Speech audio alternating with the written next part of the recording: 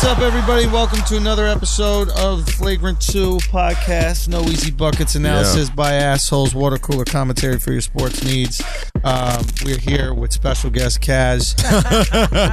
I'm a special guest now? Yeah, Fuck bro. you guys. Yeah, you've been removed from co-host to special guest. Damn That's it. You're too busy. Got us waking up at fucking 8 o'clock in the morning on a Sunday. Well, what the fuck, to come man? here and talk with you, man, because you're too busy. I'm trying to Robin Hood this thing, man. Come on, dude. What does that mean?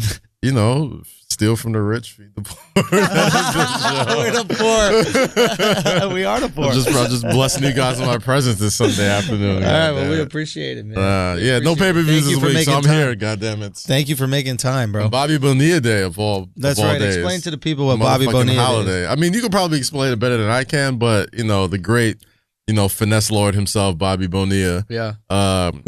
Who didn't even finesse shit. He didn't. He got anything. finessed. I mean, but listen, in the grand scheme of things, you know what I mean? Like getting $1 million and he got finessed initially, and then karma stepped in. Yeah, exactly. So, like, just to put shit in perspective, this is Bobby Bonilla played baseball for the New York Mets. For New York Mets, but he would be a great Latino porn star. That'd be so hot. Bobby Bonilla. It's a great porn star name. Okay, so basically he had a contract, and I forget how much more money they owed him. They owed him, I think something like $20 million or something like that, whatever. Million. And they agreed to pay him from 2011 to 2035 every July 1st, close to $1.2 million.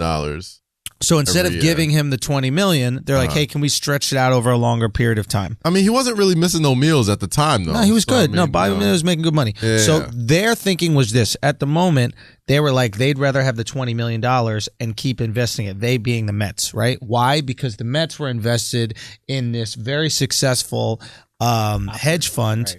Right. Headed by who? Headed by Bernie Madoff, yeah. right? So they were investing in a Ponzi scheme. Now you're getting 15-20% a year. Invest in Bernie Madoff. That's so Mets. That's so Mets for that to happen, dog. It's true. The Mets and the Clippers. Those are the two. Nah, but I mean, to defend Bernie, he got everybody. He got everyone, dog. Like, he got Yeshiva University. He's when old. you trick the Jews on some money shit. I did not know that. Yeah, I didn't know that. I didn't know that. Yeah, but it's just that dean was fired. I'm not more like you. How did you take the money? How did you let them get this? More than just the stupidity, it's just the luck of the Mets. Right. Yeah. That's exactly what would happen to the Mets. Yeah. Yeah. And that was around the time when the Mets were decent too. Like I think they were kind of going. This is what 1999. I was a Mets fan as a kid. Yeah, they just came from the World Series that year. I think against the Yankees. Yeah, the Subway Series. Subway Series, 99, 2000, around there. And I think it went 5 games or something. It was a gentleman's sweep. Yeah. Yankees got him out of here. But they were a decent team, and they. But the idea was this: essentially, the Mets go, "Hey, if we keep this $20 million, we'll make 20% a year. If we give them the $20 million, we make 0% a year. Yeah. So why don't we keep the $20 million? We'll give them 1.2 a year, then we'll make 20% on the remaining 18.8. Yeah. They were thinking the right. They thought they finessed them. And then Bonilla said yes for whatever reason. You got to have no confidence in your ability to manage money. That you just go, yeah, you can give me $1 million over the next 20 years. I mean, that's absurd. And then it ends up fucking working out for him. So shouts to Bobby. Happy Bobby Bonilla Day. By the time it's 2035, I'm sure he'll have plenty of kids in college and all that shit. You don't understand, man. Like after watching a movie like Broke and all that type of shit, like in hindsight, same thing with the Allen Iverson Sweetheart Reebok deal where like he gets a check every year. You know what I'm saying? Dude. Because they knew. These motherfuckers are living wild, man. Like you never know. Like they could also at 1.8 million over 24 years, that's like 40 million. So I don't know what the interest return is on that, but if it's a $20 million contract or whatever. 1.2 million. 1.2 million? That was 1.8. No. That's not like 1.2, yeah. That's like they just give him a little extra to cover the deflation. I'm sure he'll save his money. Yeah, you're losing money. That's what I'm saying. It's a horrible deal. Like he should fire his accountant. If Bernie Madoff ends up being like the best investor ever, he'd be an idiot. sick to his stomach. Yeah. But it doesn't matter. That's karma's undefeated, as the kids say. It is. Is it? I don't know. Speaking of karma, what happened? Free agency season, man. Oh yeah. Woj bombs and Shams bombs. Who's Shams, dude? You guys were talking about him. You don't know Shams? I know Shams because he's Indian. I know. I don't know him. Straight up. Akaash knows all the. They have like a fucking communication system with all prominent Indians. As soon as I saw like big NBA news stories breaking from an Indian dude, I geeked out. I was like, we made it!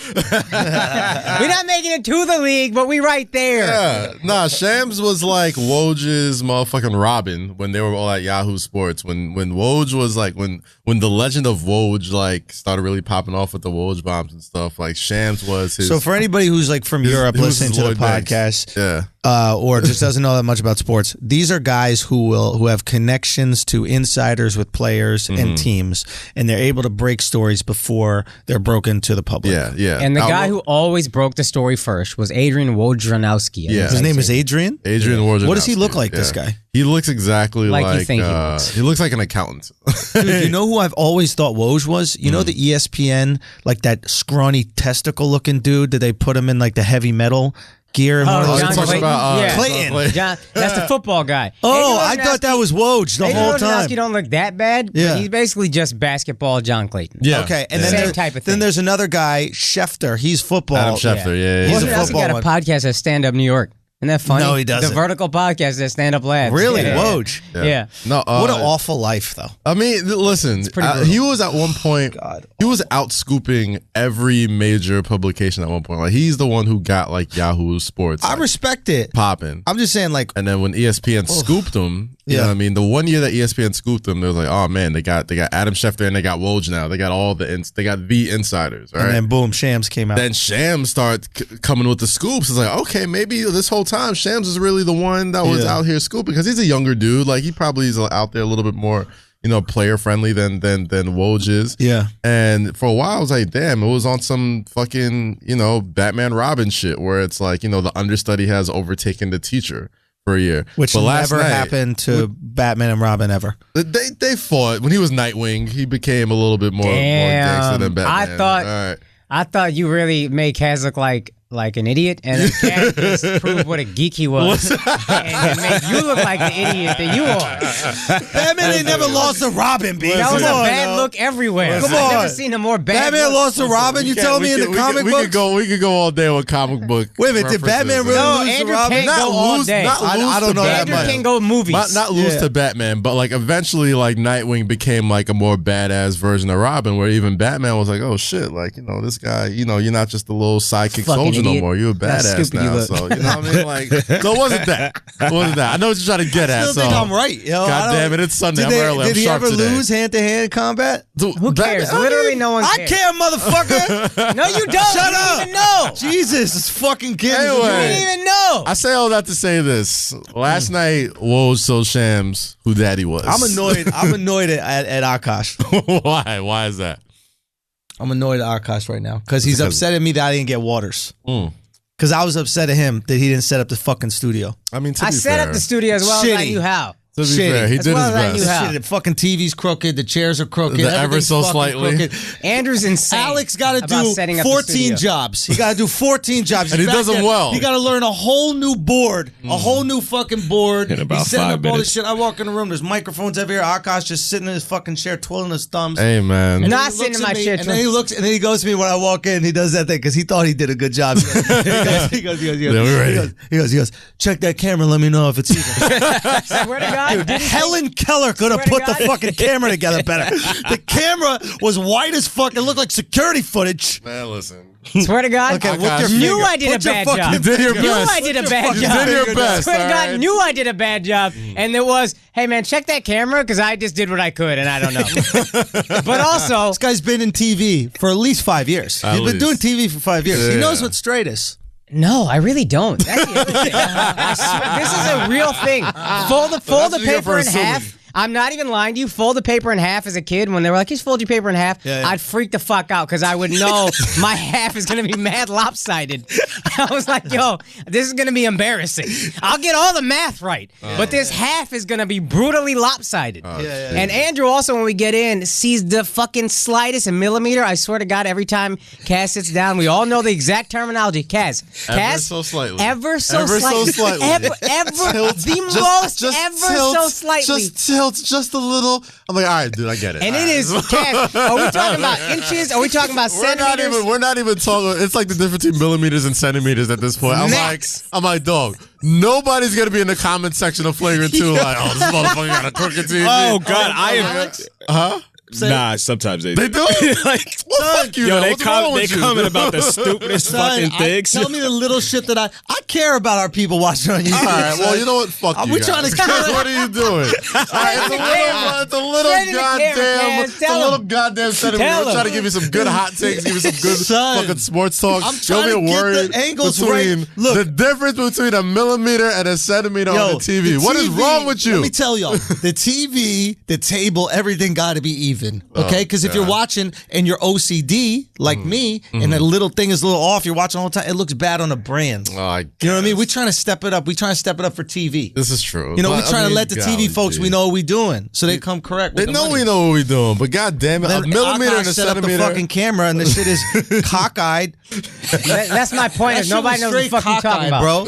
Shit was not cockeyed. One day you come in with a normal shirt, you get all fucking. This motherfucker for the first time wear a t-shirt. It is definitely like the least festive shirt you've worn. I ran out of the dope. Motherfucker had 3 weeks of floral patterns and then comes through with some generic ass shirt. I don't even know what's going on. You got Yiddish on the front of the shirt. It says bro in Hindi. It says bro in Hindi? Is that what it is? Yeah. Oh man, well it's tight. That's at Hindi the same right time, there? Yeah. I think that's Hebrew, son. I thought you were Indian. I think that's Hebrew. Indians just brown Jews. I've told you this. So they might be, yo. They might be. They probably look similar. Yeah, I thought that was Palestinians. Andrew went downstairs, bought himself a water, didn't bring up. Son, I'm 30 minutes late, right? Yeah. I'm 30 minutes late. That's why you Kaz bring want to water. record at 7 in the morning on a Sunday. Why you blaming everybody Don't blame it else, on dog? me, goddamn. Blame it on You yourself. got 5 fouls right now. Look in the Because I mirror. don't want to blame Look in the mirror. myself. Because I don't want personal accountability.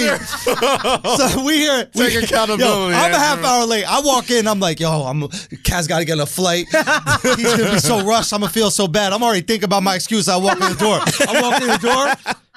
Kaz nowhere to be found. Listen, first off, Kaz the latest. Kaz the latest to everyone. Kaz texts me as I'm getting my Uber. Oh, train's fucked up. I'm being 8 minutes late. The train's been fucked up for the last 6 months. I didn't know that Eventually, you gotta start to realize the train's fucked up. I didn't know they closed the fucking Wall I Street. took a cab. I took a cab to get here at 9:04 because I felt so bad about making you late.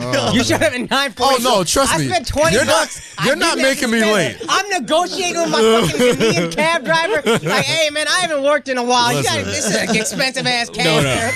But we all know train fucked up is code for I just running late. Yeah. Like, I was out. You know what I think? I was think out Kaz, the crib at 8 something. Kaz is under the impression that like the train just goes from wherever he gets it directly to here. It does. So it does. I I'm know. in East Harlem, and then all of a sudden he's like, me off right at "Yo, Wall for some Street. reason the shit be stopping every like 6 or 8 blocks. I don't know why, but it's weird. So I'm gonna be a little late." If I afford Your myself excuse 40 was- minutes to get No. here Your excuse on a though- weekday, Your excuse, I'm good money. Your excuse was, they took me one stop too far. I had to walk over. I was like, that's an 8-minute walk. No, not too far. Take a cab if it's it a stopped 15-minute at the walk. Brooklyn Bridge. Take a cab. The Brooklyn It's a Bridge exit. 15-minute That walk. is not a cab ride. Wait, That is Brooklyn Bridge. Brooklyn Bridge City Hall, right? Brooklyn Bridge City I Hall. know that one. To Wall Street. Yeah.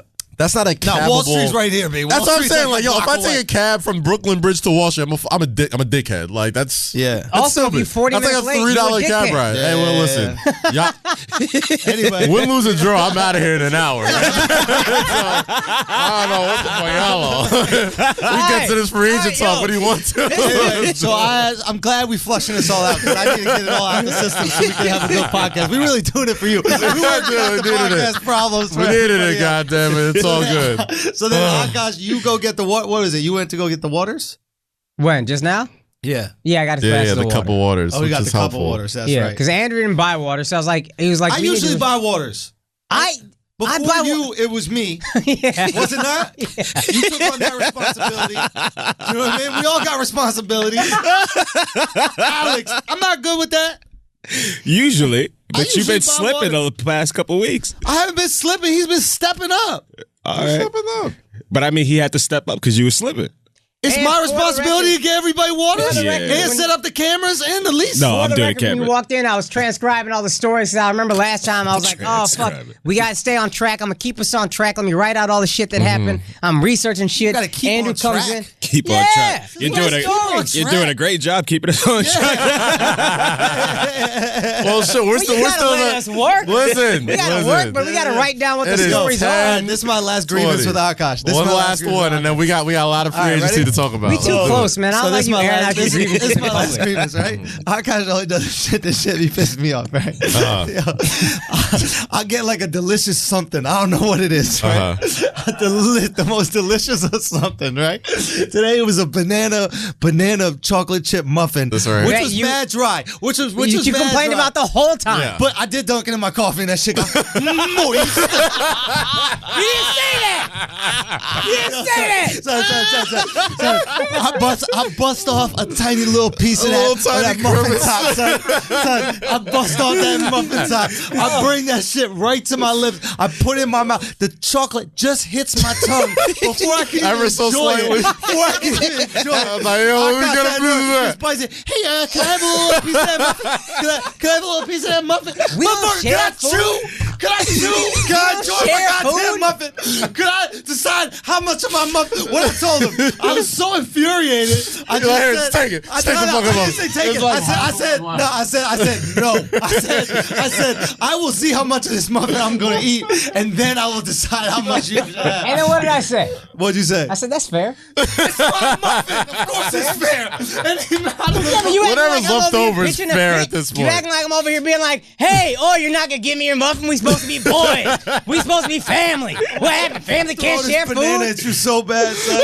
That's some white shit. Oh, that's some that white privilege, shit. My goddammit. food is my food. That is that privilege. No, that's some poor ass Indian shit. Always Lovely. begging we for share food. food. We share food. We share food, goddammit.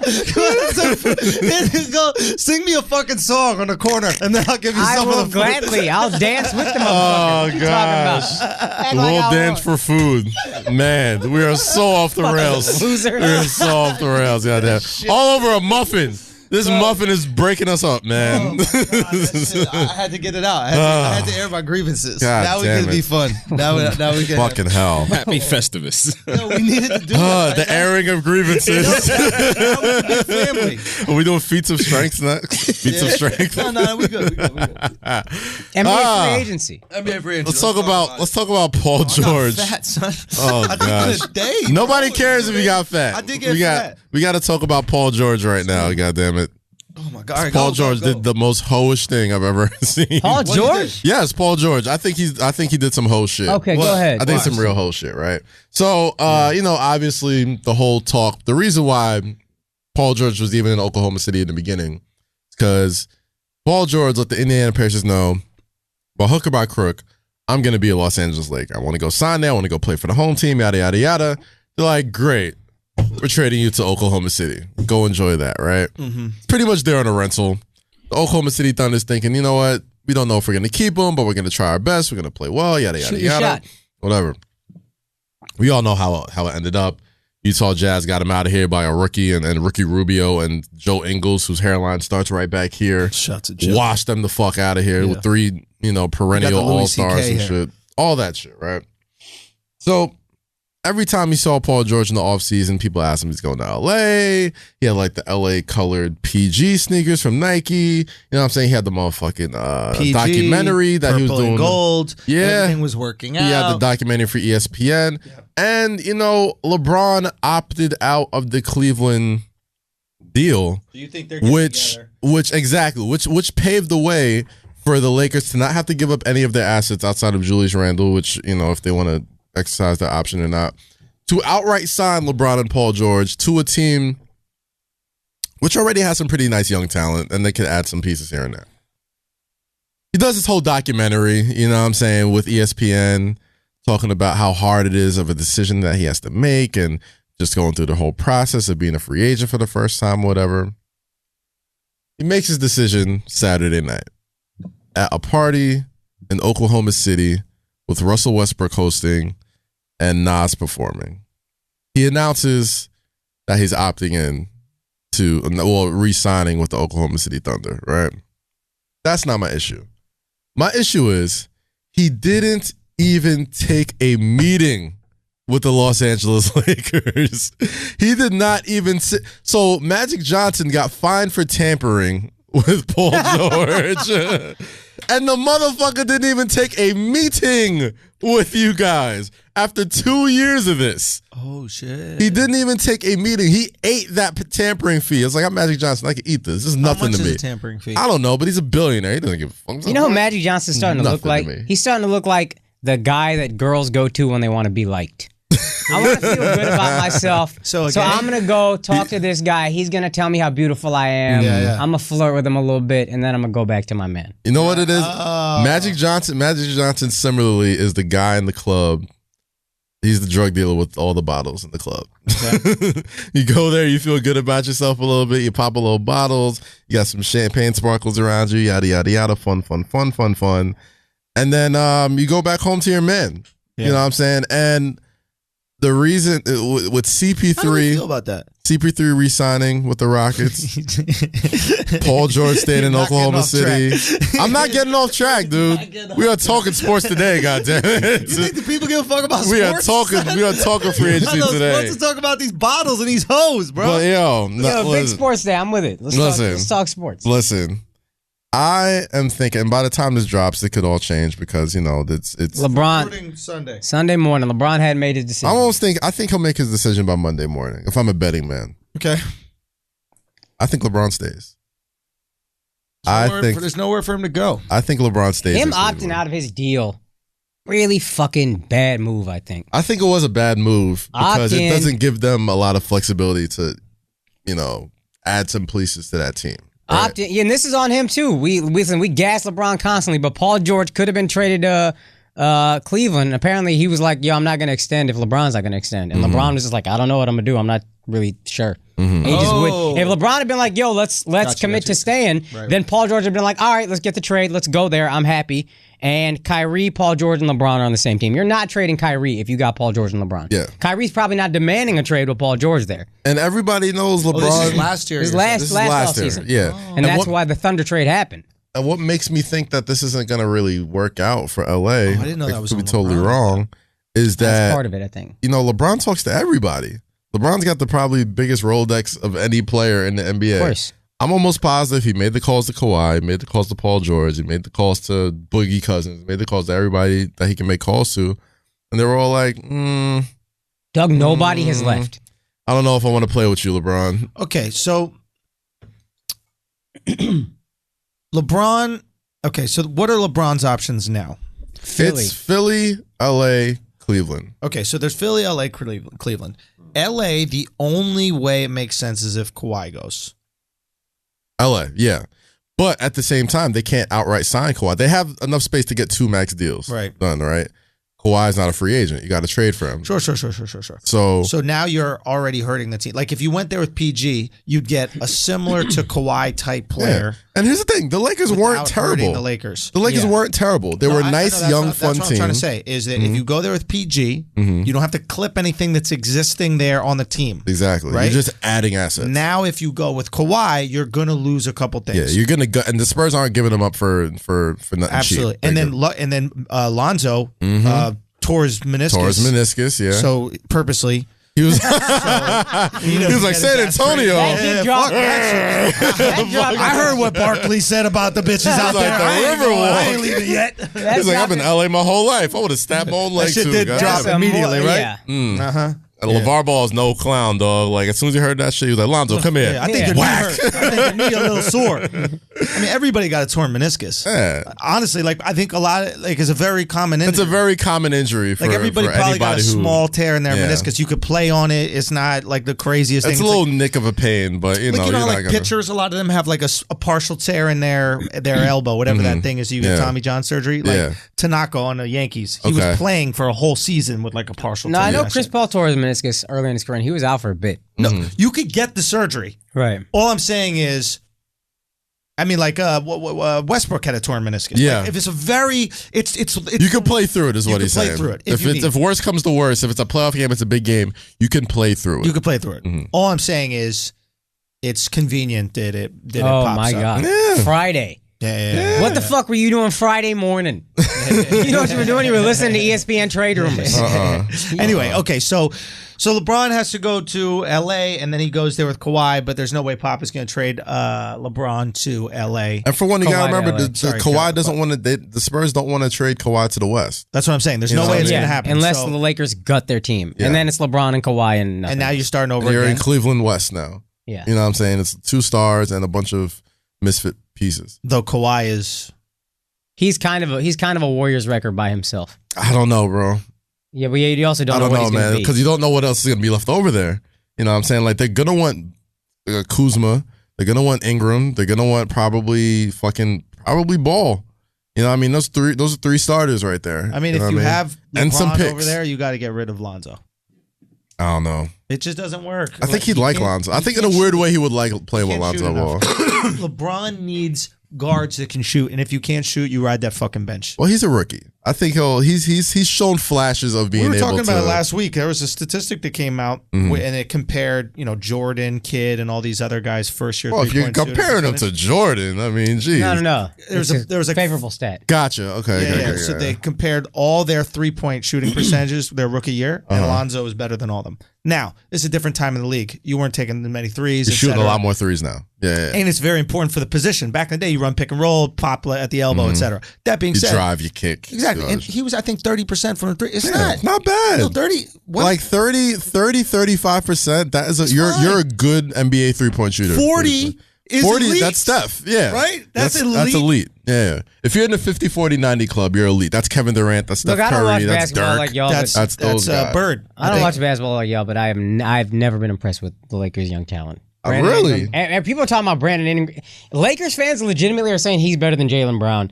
And I could just be NBA playoff fan, but I'm just like, how the fuck on earth is that? I mean, Brandon Ingram he's and granted, we probably have an East Coast bias, so we don't get to see as much LA as we should.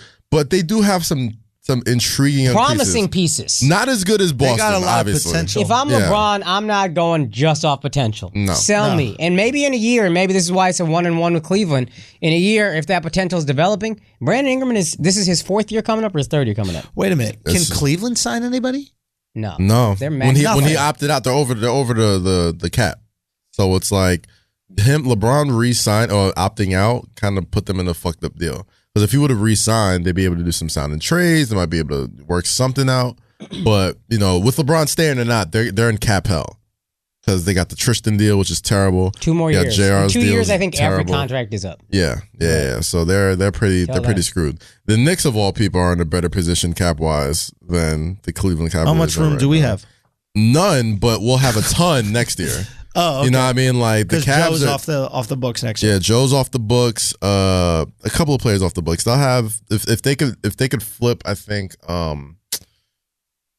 Tim Hardaway and Enos are like the only 2 with like. Enos opted in, didn't he? He did opt in. There was some rumors that he wasn't going to opt in. I was halfway excited for that for a minute, but but I like Enos. He's a good team guy. So whatever. It's better than Love Enos. Great. You gotta put it like this. Would you rather have Enes Kanter or Carmelo Anthony right now? Oh God, Enes Kanter. Exactly. Oh my God. He's the one we kind of won that trade. Speaking of Melo, anytime you trade Melo, you win, I think. Speaking of Melo, I want to talk about the Thunder real quick. Because this guy, Sam Presti, their GM Sam Presti, all kinds of love gets showered on this dude. Oh, what a fucking, oh my God, what a win for the basketball culture of Oklahoma City. Yeah. He took a chance. He got Paul George. Oklahoma City's luxury tax bill is fucking crazy. It might be the highest. I think they have the highest payroll in the league right now. I think so. They're probably going to buy out Melo, but they're still paying the luxury tax. So what happens when you buy out? You don't pay the luxury tax. You just get it done in 1 year, I think, right? And you still pay the tax, but only whatever the lowered price is. Or but maybe you don't has pay it this year. Yeah, maybe you don't pay the tax on it. I don't know. Whatever the case is, they have this bloated. Oh no, that's what it is. If you buy out, you probably don't pay luxury because why would you be charged for someone who's not going to play? Okay. Exactly. Okay, fair enough. So they'll save some money there. Right. But bloated ass payroll. Right. Team that lost in the first round of the playoffs, but he's still a genius. The whole reason they have to do this is because 5 years ago, whatever it was, he traded James Harden just so he wouldn't have to pay the luxury tax. Yeah. On a principle, we are not going to pay the luxury tax. We don't have the payroll. We can't afford it. Trade a fucking MVP. Get the other MVP so mad that he walks and leaves the one MVP left who may or may not be bad for a team. James Harden was the glue that kept that young core together. And You know now what I mean? that is that's the Warriors. That's Granted. young Warriors. 3 MVPs on one team. Yeah, I mean, granted, there's no guarantee that James Harden becomes James Harden still as He the was third sixth banana. man of the year, and he was only getting better. Exactly. And if you got to trade one of them, he had 1 And year they left on thought- his deal. You could have run it back. They just made it to the finals. And they what thought I think Serge it Ibaka was with important. James Harden. Yeah. And I chose think Serge Ibaka over- Serge had potential. He had a good couple of years where he was did. like probably the second or third best defensive player in the league. And he could splash a little bit from outside, but I think the thing with Harden is like Westbrook and Durant knew how good he was because you're practicing with this guy. Yeah. You see the skill, you see what he can do. Yeah. And when you have someone that's that good and willing to come off the bench, it kind of checks your ego a little, right? You're Maybe, like, yeah. oh, I'm willing. Oh, it's like If this awesome talent is willing to sacrifice for the team, that's it. you know what I mean? I'll sacrifice my ego a little. Like, for example, let's say we're doing comedy on the road, right? Yeah. And then, some big time headliner that we're opening for is like, oh, I'll just stay at this motel. It's not a big deal. Yeah. There's no way you're It staying checks at your the ego. I can't bitch and say I want to be at the Hilton or some shit like that. And maybe that's why like you need these veterans, these like Juwan Howard. Remember how Juwan Howard would just stay on a team? Yeah. Or like Udonis Haslam would just stay on a team. Like Kurt Thomas. you need these guys. You need those type of character You need dudes. these guys who like are respected. And it's rare that type of guy is young and talented. Facts. You know what I'm saying? Yeah, and James was young and talented at that point. He was a top 3 pick in that draft. So maybe he was a top 3 pick in a draft that might go down as one of the greatest drafts ever. So maybe the knock on Presti, right, is because right now people are giving him all this credit for signing these guys or this kind of stuff. Mm-hmm. It's possible to say that he's a great I don't want to say manipulator, but like it sounds like such a dirty word. because it sounds dirty, but Yeah. in a way he kind of manipulated these guys to buy in. He's manipulated Paul George to buy into being in a small market that's not going to win. Stillwater, Oklahoma. My man can fish all he wants to, though. He does love to fish. That's one thing. They fish in the Pacific. You know what I'm saying? They got big ass. But there's a fish lot out of there. hoes on the way to the pond. It's really distracting. Oklahoma State might- don't you have might that get problem. some- No hose. There's no distractions. Right. There's too many strippers. Been there, done that. You might get some aluminum cans and shit, like some Like littered ass Simple Life. water. Yeah. So, but maybe, all right, maybe two things are true. Maybe Sam Presti is like a horrible GM, but a great eye for talent. Great eye for talent. But at the same time, you don't need that great an eye to say that Kevin Durant's going to be a good basketball player. I mean, I don't even think he's a horrible GM. I just think he's such a genius. I think we gas him all the time and forget that the reason he's paying for this middling team is because he traded away an MVP. well, here's my And then the thing. next year, the next year, maybe the next 2 years, Kevin Durant had major injuries. Russell Westbrook had major injuries. You know who would have stepped in really nicely when one of them went down? James Harden, yeah. James Harden. Your sixth man. This is true. Here's my one thing. The one thing I'm if Sam Presti I'm in my head looks like John Clayton. Every white guy that I don't know what he looks they like, look but if they're you John told me that he Clayton. looked like John Clayton, I'd be like, I believe that. I Dude, believe John that. Clayton does look like a fucking testicle, does he not? The man looks Just a legit like fucking A comb white over, testicle, with some just- pubic hair just tucked around. pale as Yeah. all hell. Just God. He looks like, you guys ever watch South Park? The teacher? Mr. Mackey. Mr. He Mackey. definitely You looks look like Mr. Mackey. We're not going to sign James Harden. Okay. 7 hours. How does he know about $7 football? million. Like if that guy at a bar was telling you about football, you'd be like, "Listen, you testicle." But do you see? fucking But do you mouth. see why pro athletes get so fucking mad at ESPN and all these fucking Go. huge sports companies? Because it's like, who in the fuck is a John Clayton to me? Who's the guy that does the draft, the mock drafts every year? The guy with the big ass head. You know the Schefter? dude, not Schefter. He does the mock drafts. I don't know, whatever. If I'm an NFL, I'm like, my dude, you've never wore a fucking pair of shoulder pads in Mel your Kiper and life. Todd Mel McShay. Kiper. Yeah. At least Todd McShay. I think Todd McShay played some football, but Mel Kiper, I don't know what he did, but he looks like a guy who's never even like put on a fucking helmet before. I'm like, you mean to tell me I've worked my entire life to get to this point where I'm about to be drafted by the NFL, and this cuck who's never in his life, who's never in his life even played pee-wee football, is evaluating if I'm first or second round? Yeah. Go to hell. You know what I'm saying? Like, It's a never good point. Like, in my can life. you be good at evaluating talent without having any. I'm sure you could be. I'm sure you could be a great It's just more evaluator of talent. infuriating that way. But if I'm a player, I'm like, who the fuck are you? It's critics for us. If a critic bags your album, you're gonna be like, who the fuck are you? Exactly. You've never gotten a fucking stage in your life. It's a fat bitch who's like, I'm not into Indian dudes. You're like, bitch, let me tell you something, bitch. Check yourself for a second. Like, Indians ain't into you, bitch. You thought this was your choice. check yourself, dude. Fuck is you, Check bitch. yourself, and that's why that's why all these former. Bet you like Indian athletes- food though, bitch. Samosa looking ass, bitch. Bitch out here. Oh my god! No, that's why I get it. Like former athletes, that's why. Like for all those times when Marshawn Lynch wasn't doing interviews, the only person he gave an interview to, and during Super Bowl week, fucking Deion Sanders, because you get it. You know what I'm saying? Like Deion Sanders, you're an actual athlete. You've been here before.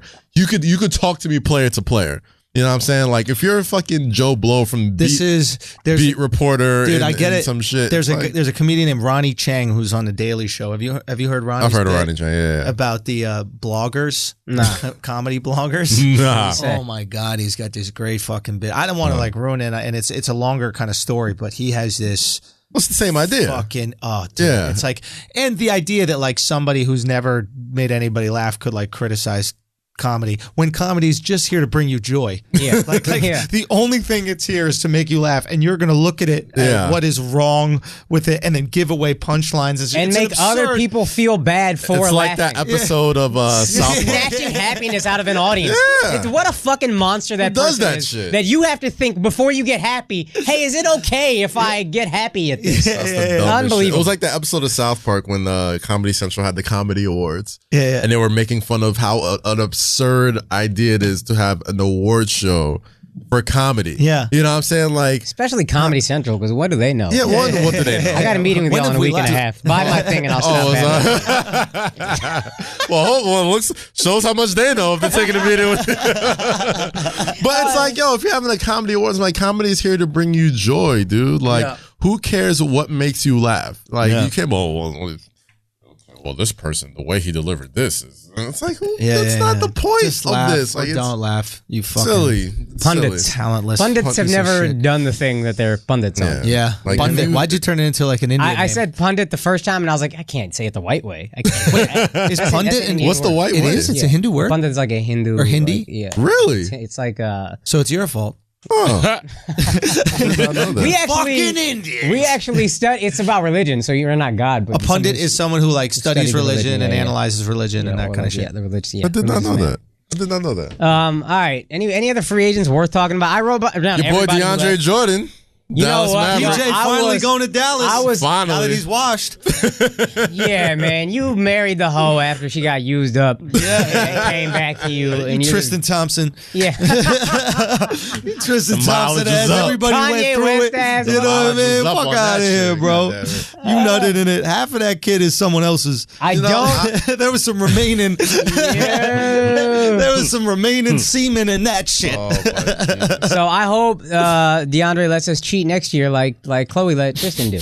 I'm not gonna lie. If DeAndre gives you 2 years, Well, here's why I'm pretty okay good with it. look. Here's why I'm okay with it. I was losing my fucking mind on Twitter when I heard they were about to trade for this dude. Yeah. And they were probably going to extend him. They signed him to a 1-year deal. Yeah. For the same money he was going to get. yeah, So 1-year deal, whatever. That comes off the books. Next year they got like crazy cap room. yeah. And And- Dirk's gone, right?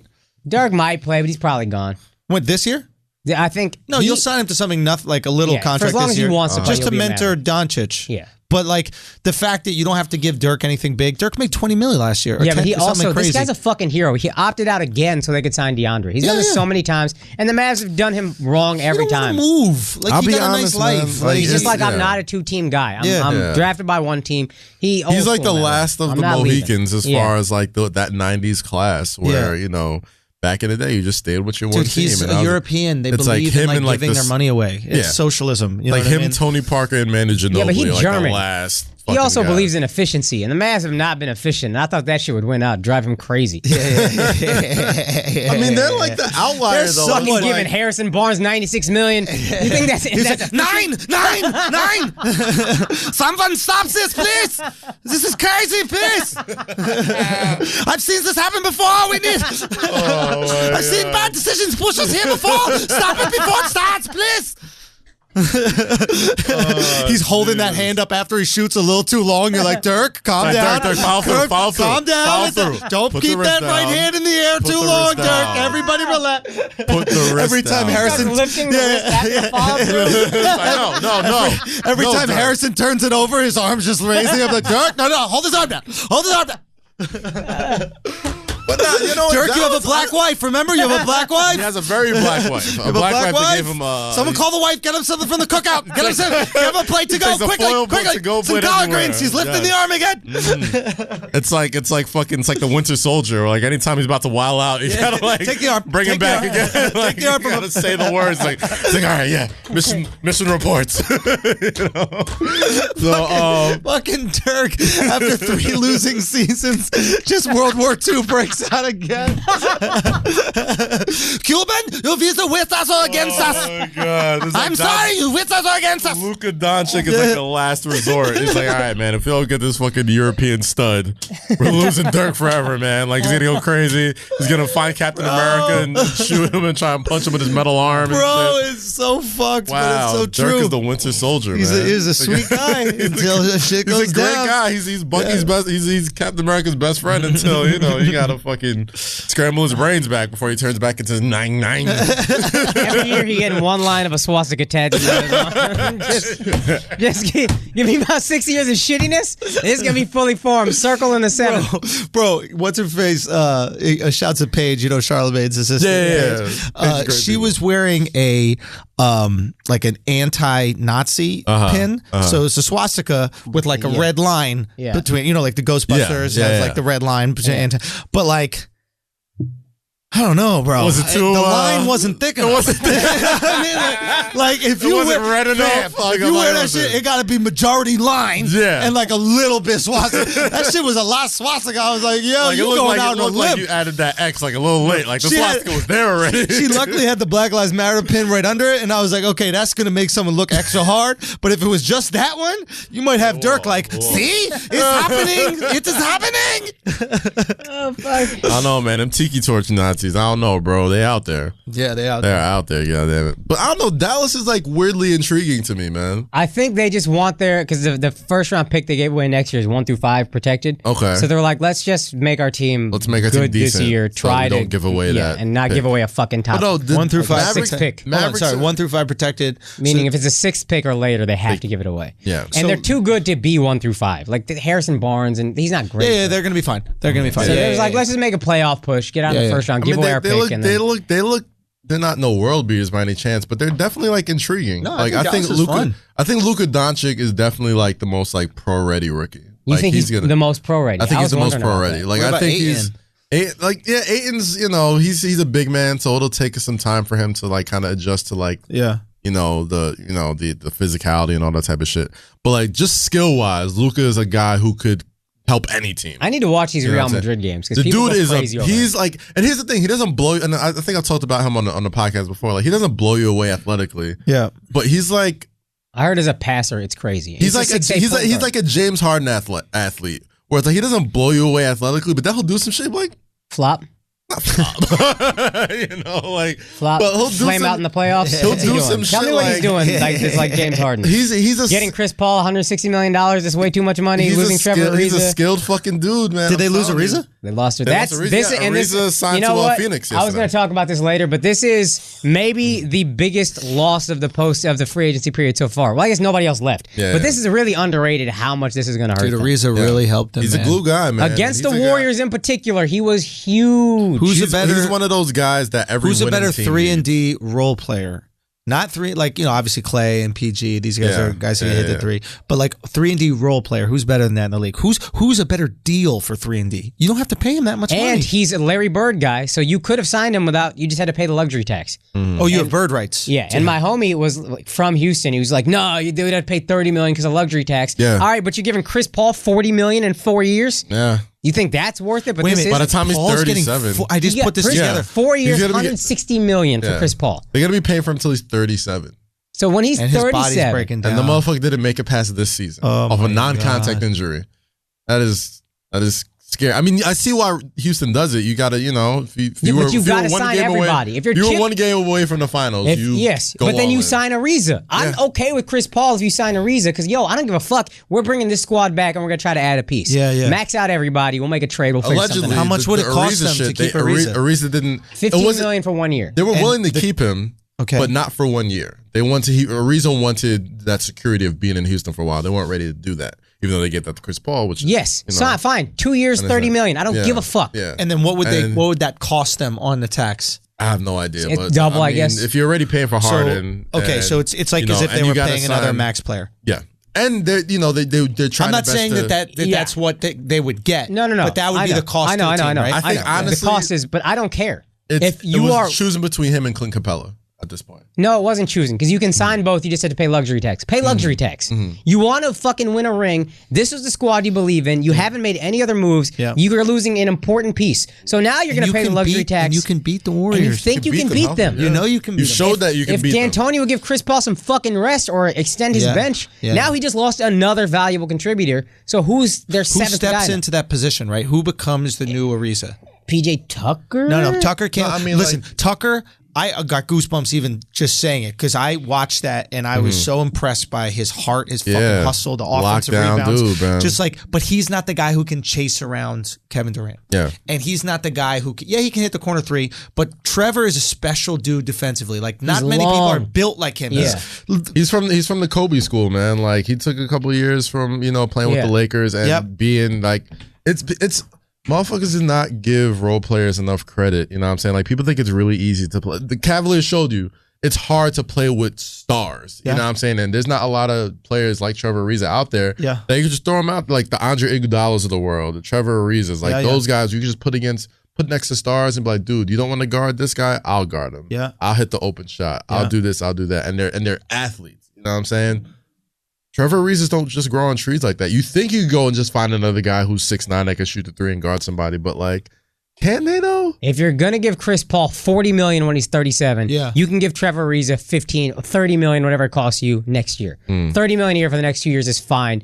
That's the same thing to me as $40 million when Chris Paul is 37. Yeah. Matter of fact, at least you're getting some utility out of this. Maybe they're trying to get younger at that position. But then That's the who only thing can I you could get? think of. That's my question. That would be my question. Nobody's going to trade for Ryan Anderson. No. Like that's the contract that they hope they can get rid Who of. would you go after now? You if you're don't trying have to you're capped out. You can't sign anybody. know. That's why keeping your own. These free agency rules are so weird. You can pay Trevor Ariza whatever. You just have to pay the luxury tax. But if you're already maxed out, like Cleveland can't sign anyone because they're already over the cap. Yeah.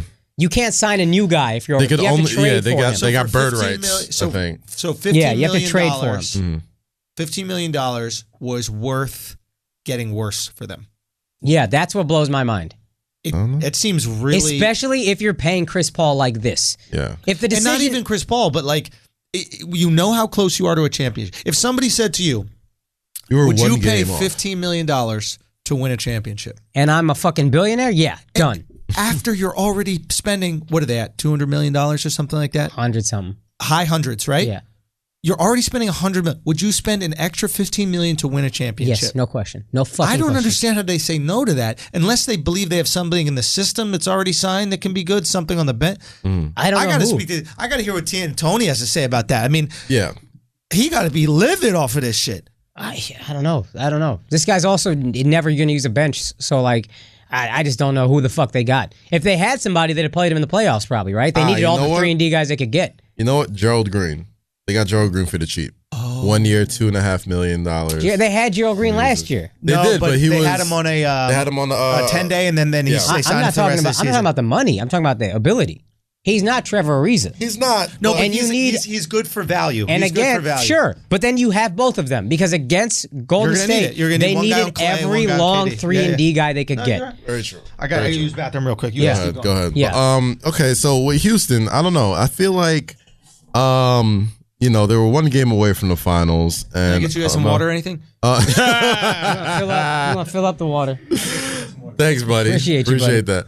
I don't know, man. It's a puzzling deal. I mean, I like it for Phoenix. I think Phoenix. They might make the playoffs. Yo, I wouldn't say playoffs, but they remind me of, and I always, for some reason, I just always compare like young teams to them, but like they kind of remind me of like the Oklahoma City Thunder a few years ago, where you can kind of see them coming right now. Like Devin Booker is a superstar. You think he's that? I think Devin Booker is that dude. How's his D? I mean his dick. He's No, how's his defense? Is he defensively a stat like? He's not a turnstile. Like he could hold his own, but he's not locking nobody down. Because that's what always takes. That's the championship step. Great, understood. But he's super young, right? And the motherfucker can score. He's probably a top 5 shooting guard right now, maybe top 3 on a good day. You know what I'm saying? You give scoring him ability or just period? Scoring ability. Okay. Just like go out and get a bucket. All Devin Booker could duel with anybody. So they got Devin Booker. They got Devin Ayton. Booker. You got Ayton. And who else? You got Brandon Knight coming off an injury, who's a pretty good player, pretty solid point guard. Okay. You got Trevor Ariza now. Yeah. You know what I'm saying? You got a couple of other pieces. I don't know if Tyson Chandler's still there. I doubt it. They traded for Mikal Bridges. They traded for Mikal Bridges, right? Now, I don't know how good he is. I didn't watch much college, but here's my question for Phoenix. He's out of the Trevor Ariza mold. Here's my question for Phoenix signing Trevor Ariza. Mm-hmm. Why don't you wait a year? Because DeAndre Ayton's not going to come in, probably not going to come in and wreck shop. I'm taking back my playoff prediction. Because Booker and Ayton, allegedly, you're probably your 2 best players, are still on the rookie deal. No. But if you wait a year, there's going to be another good 3-and-D guy you can pay for. Why would you start paying now for rookies who aren't going to take you? These are the pieces that you pay money for to put you like not over the top, whatever the mountain is. It's getting into the playoffs, getting in the championship, whatever. Trevor Ariza is one of those guys. You pay for that. Yeah. That's what you pay for. True. They're paying for that guy when DeAndre Ayton's a rookie, Mikal Bridges is a rookie, Devin Booker's good, but he's not carrying the team. Mm-hmm. I don't think Trevor Ariza stays there. That's why. I think Trevor just wanted to get paid. And I think this is going to be the deal that gets him to the place that he ends up retiring at. You know what I mean? Like, sure. He wants to be... My question is for Phoenix, why would you throw him a 1-year deal now? In a year, there's going to be another guy like that. They might let him go. They might let him go at the halfway point of the career, halfway point of the season. That would be a smart move. Trade him back to Houston for a first-round pick. You guys need him. It's only 1 year. They got money to spend. They could buy him out in the end of the year, and he could go to a contender and show his worth, and he comes off the books immediately anyway. So that's an option for them.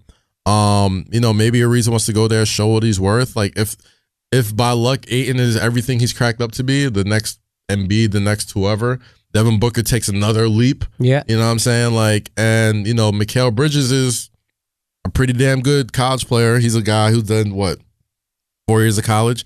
He's not going to need any seasoning. They're throwing him right into the fire. You know what I'm saying? Right. Like, so, if Phoenix is better than anticipated, okay. Maybe Trevor stays there. Maybe, and they have a ton of money to sign somebody next year when the free agent pool is a lot deeper than it is this year. Even though LeBron is obviously the cream of the crop, you know what I'm saying? Next year you got Karl Anthony Towns, you got Porzingis, you got all those. Doug, everybody's free next year, but also every team has crazy cap room. So next year's going to be just and that cable deal kicks in again. Was it 2015 when everybody went? 2016 when everybody went crazy? Mm-hmm. It's the same thing. It's 2017. I'm not exactly the year, but yeah, when that cable deal first kicked in and the cap just exploded, and people get like fucking what's his name, like the guy from Miami Heat. Tyler Johnson, whatever, some motherfucker got like $50 million. And we were like, what? Chandler Parsons got $100 million. What? Chandler Parsons. I was mad when he signed for 48 with Dallas. Yeah, bro. I still haven't, to this day, I haven't seen Chandler Parsons in a Memphis Grizzlies uniform. I don't even know. Like, I saw him in NBA 2K. I was like, oh, that's what Chandler Parsons I seen Chandler Parsons on Twitter retweets more than I seen him on basketball court. I've never seen him. He had the Express. Was it Express that he was doing at H&M? something? He had the express deal, some white, shit. some I don't know. He was a pretty like Justin Timberlake looking dude. So I was like, I get it. He just annoyed me from the jump because I just didn't feel like he ever really wanted to be great. I don't think so. That's the thing. Like he had those 1 or 2 good years where you kind of saw like, oh, he might be really good. And then he just kind of like, that was his peak. I remember seeing in Houston the year before the Mavs signed him. I was like, everybody keeps talking about this guy. His jumper is just like flat to me. Like there's no arc on it whatsoever. But like he can't shoot from outside. Nah, he's athletic. He was athletic. He had some. He's a pretty. He acts like he's not because he's white, but he's athletic as fuck. He was athletic as fuck. No, Chandler Parsons. You know what it was? Chandler Parsons was like one of those like pretty beach white dudes. Yeah, where it's like he's an Abercrombie model. He's an Abercrombie model, and you know, for some reason, white basketball players are never looked at as streaky shooters.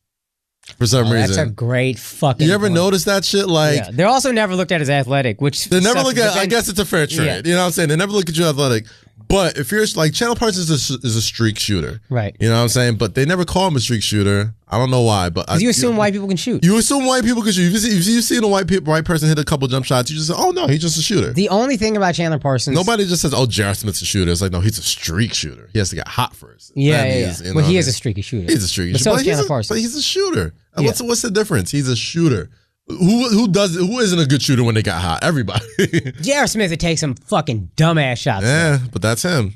That's J.R. Smith gets that pass. So that's him pass. This motherfucker can dribble out to the 3-point line in a tie game. And we say that's him. Well, I'd rather be a streak shooter than whatever the hell Chandler Parsons is right now. Okay, cool. I'd rather be a streak shooter than the guy who gets a rebound in a tie game and then dribbles out the 3-point line in game 1 of the finals and makes LeBron want to leave Cleveland. Yeah, that was, oh God. Which he might not actually do. Yo. If Cleveland fans start burning jerseys, they should burn J.R. Smith. First. That'd be the funniest thing in the world. If LeBron left and everybody just burned J.R. Smith, I'd be so happy. I'm like, yo, your anger is totally misguided. Like, I don't like to hyperbolize a bunch of, little moments in games, whatever. But fuck, if the Cleveland Cavaliers steal that first game in Golden State with an all-time great performance by LeBron James, who knows who watches that game and like, you know what? I'm gonna go the next year and give him some help. Who knows what happened? Like, who knows if that series goes 6 and they still lose? Well, nobody can go there because they can't. They have no cap room. That's LeBron as GM will fuck your cap. But at the same time, they still could have made some moves. They might have made some trade. They might have did something. You know what I'm saying? But that one game, stealing that one game on the road in the finals could have changed everything, and they were in prime position to do that. They might lose in 6 instead of 4. Yeah, but they might take game 3. Exactly. Like you lose in 6 to the Warriors. There's no such thing as moral victories. But like you going in there with the land of misfit toys and the best player in the world, and you go down in 6 and you make it an actual series, not just just get romped for 4 games. You know what I'm saying? Like it's not. Even KD knew he was on Fallon or Kimmel or whatever these shows are, and he was like, "Yo, did you know that the series is over after that J.R. Smith thing?" He was like, yeah. It's over. Everybody knew. Cass and I at this exact same. We watched at the finals party, the Flagrant 2 live party, and at the exact same time, we tweeted without looking at each other's phones the same thing. I don't remember the words you used. I said something like J.R. Smith basically just. He just wrote LeBron's ticket out of Cleveland. You said J.R. Smith just booked LeBron's ticket out of Cleveland. I said something like J.R. Smith might as well pay his moving expenses. Exactly. And then I'm scrolling up my timeline, and right after me, right before I see Cass tweet the exact same thing. That's what we all thought. That was it, man. We all looked at that and were like, LeBron gone, fam. And he didn't redeem himself at all. Like he just played worse and worse. And he's not a finals performer. I love J.R. Smith. Honestly, J.R. Smith, that play pissed me off, but he doesn't. I hate that it happened to him of all people. Like if it would have happened to any other player, you know what I'm saying? Like it would be whatever. Well, that's why Andrew I think was blaming George Hill, and it is George Hill. It is George Hill's fault. You hit the free throw. You can't let George Hill escape. All 3 of them are at fault. Him and Ty Lue and J.R. Smith. J.R. Smith just put the fucking ball back. It's dude. I'll be 100% honest. It's like the thing that sucks about it happening to J.R. Smith is that like he's always had that reputation of just kind of being a bonehead and just doing bonehead. And that's a fucking bonehead move. It's not a reputation. It's a bonehead move, man. And it's like he, playing with LeBron for the couple of years, you go to 3 straight finals. Like, you still kind of, have those moments, but it kind of fades away a little bit because you're under the blanket of LeBron. But like that moment happened at such a bright. I don't think he even recovers from that. No, like after this Cleveland deal is up, like I don't know if he's still there for this year or the next or whatever. Like Who signs him? He didn't recover in my eyes. I'm never going to look at J.R. Smith the same. Yeah, I wanted them to win that game. I love J.R. Smith, but I'm always going to be like, that motherfucker. He's only a starting player on that Cleveland team. Because LeBron wanted him to be a starting player. Yeah, because he needs a shooter, and he gets, people's shots.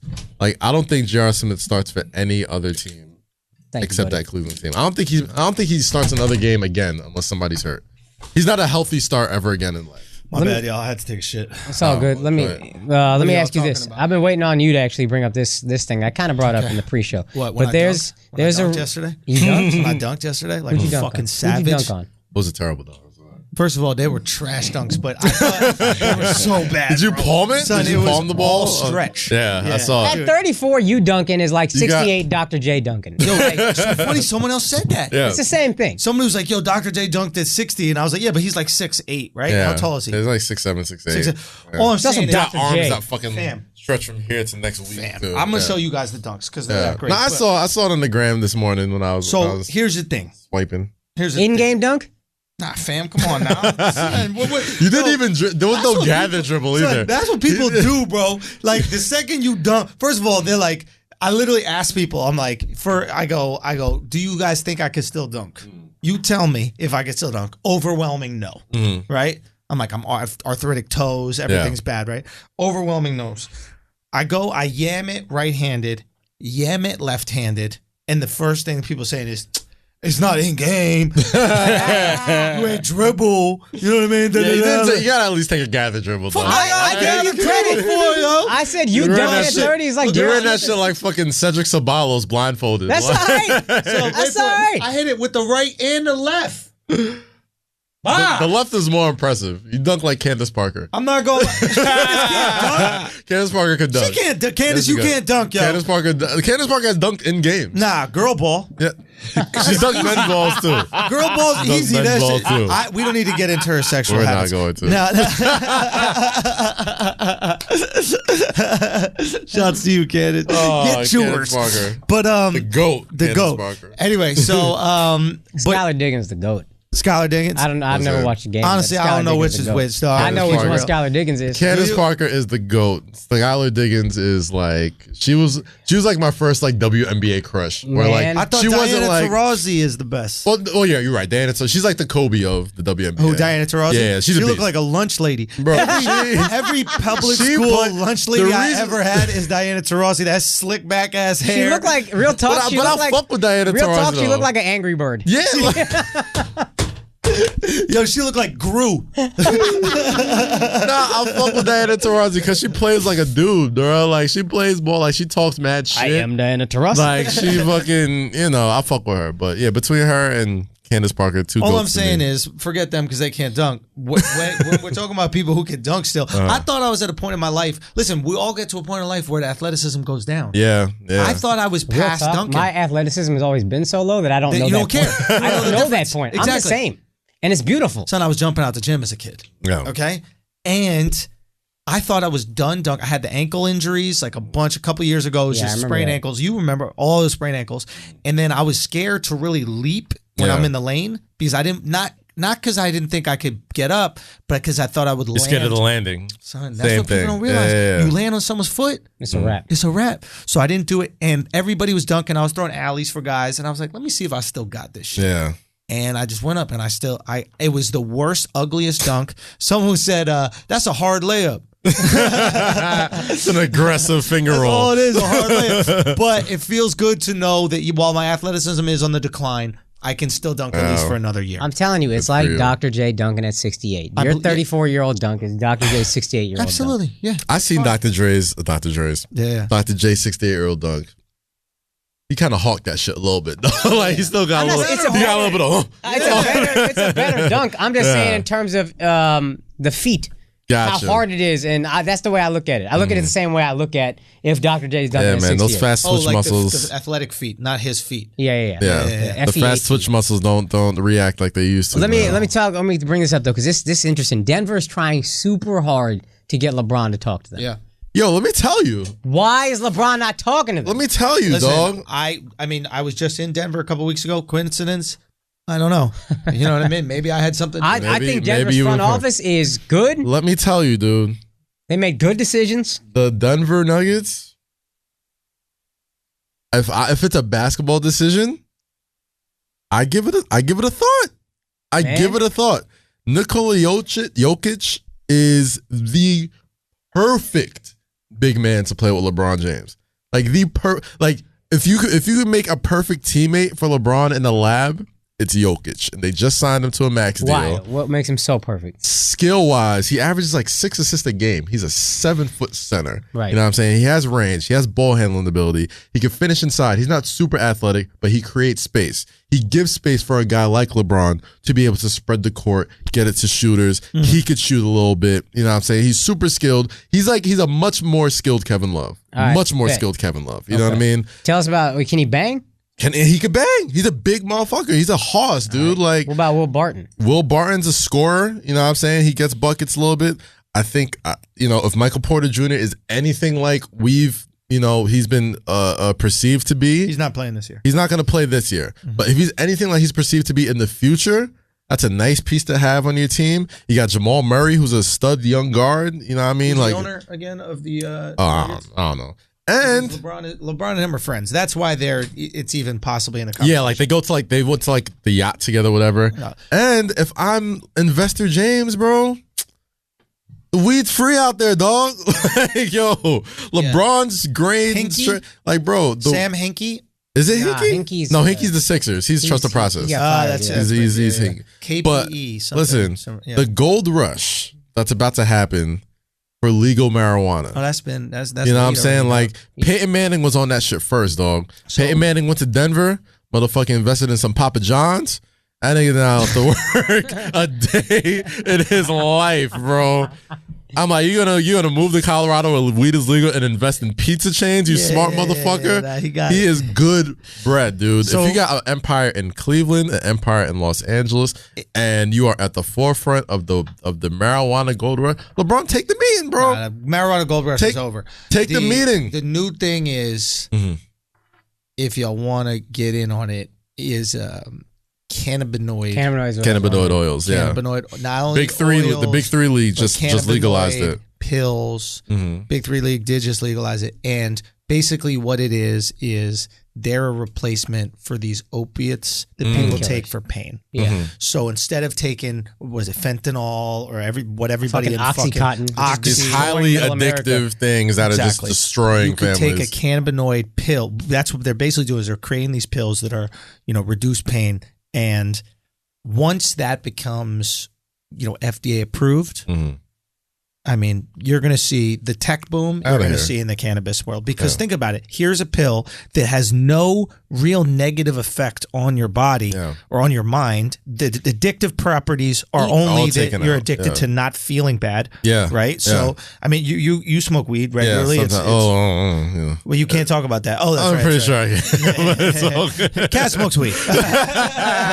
So, all I'm saying, but not in terms I've smoked weed before. He has smoked weed before. Never again. Now that he works for the WWE. Never again. Yeah, it's not like those guys have ever done drugs. Anyway, they're going to be the first ones. Oh God, please cut this part. They're going to be the first ones on a cannabinoid shit once that becomes legal. Because look, your body's going through pain. You let all these athletes do it. Yeah. Think about it. Think about all the pills that athletes have been taking. like Brett Favre and shit like that. I mean, honestly, let the entire NFL get on cannabinoid pills. It's 2018. All the other painkillers are morphine. Yeah. So even if cannabinoids are weed, would you rather? Let's say you had a child. Would you rather he be addicted to weed or morphine? Yeah. And cannabinoids aren't even weed because it takes the THC out. CBD is without the THC. So all it is like the it's all the beneficial effects of without the get high shit. Without getting high. So you're not going to get high, but you're going to still feel like a reduction in anxiety and I assume pain relief, and maybe you'll be able to have some hunger. You know how people who can't and you eat, could eat, you work up an appetite. Yeah. Look, it seems like we're selling some dream drug. It's not Blue Chew.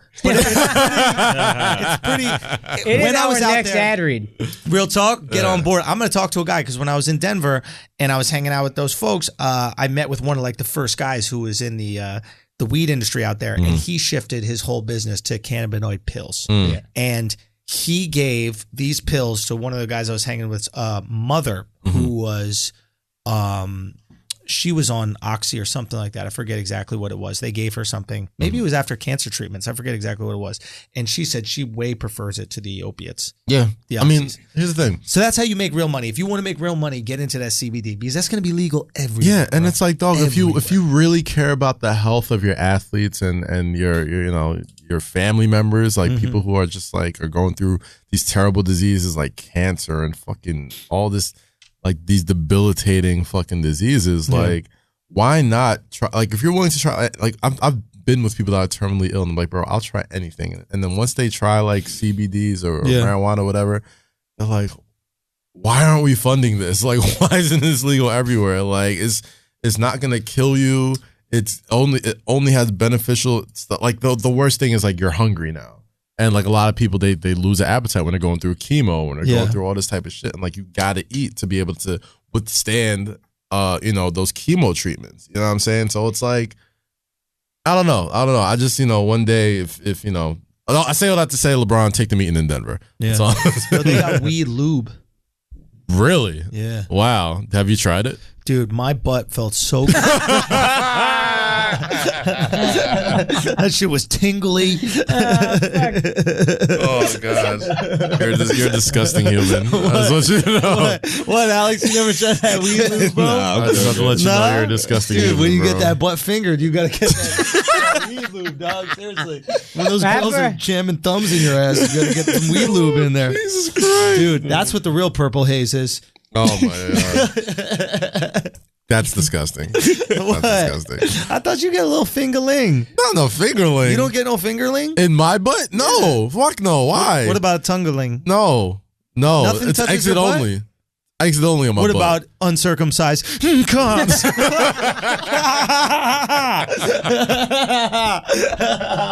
Hey. Is that the noise you make when it goes? Hey. Yeah, I got the giggles. Oh gosh. All right, Boogie Cousins. Boogie Cousins is taking meetings with the just Los play Angeles goalie. Lakers. Yo, first of all, I want to let that motherfucker sucks, dude. Real talk. He Real tore his talk. Achilles, man. Dude, So it's over.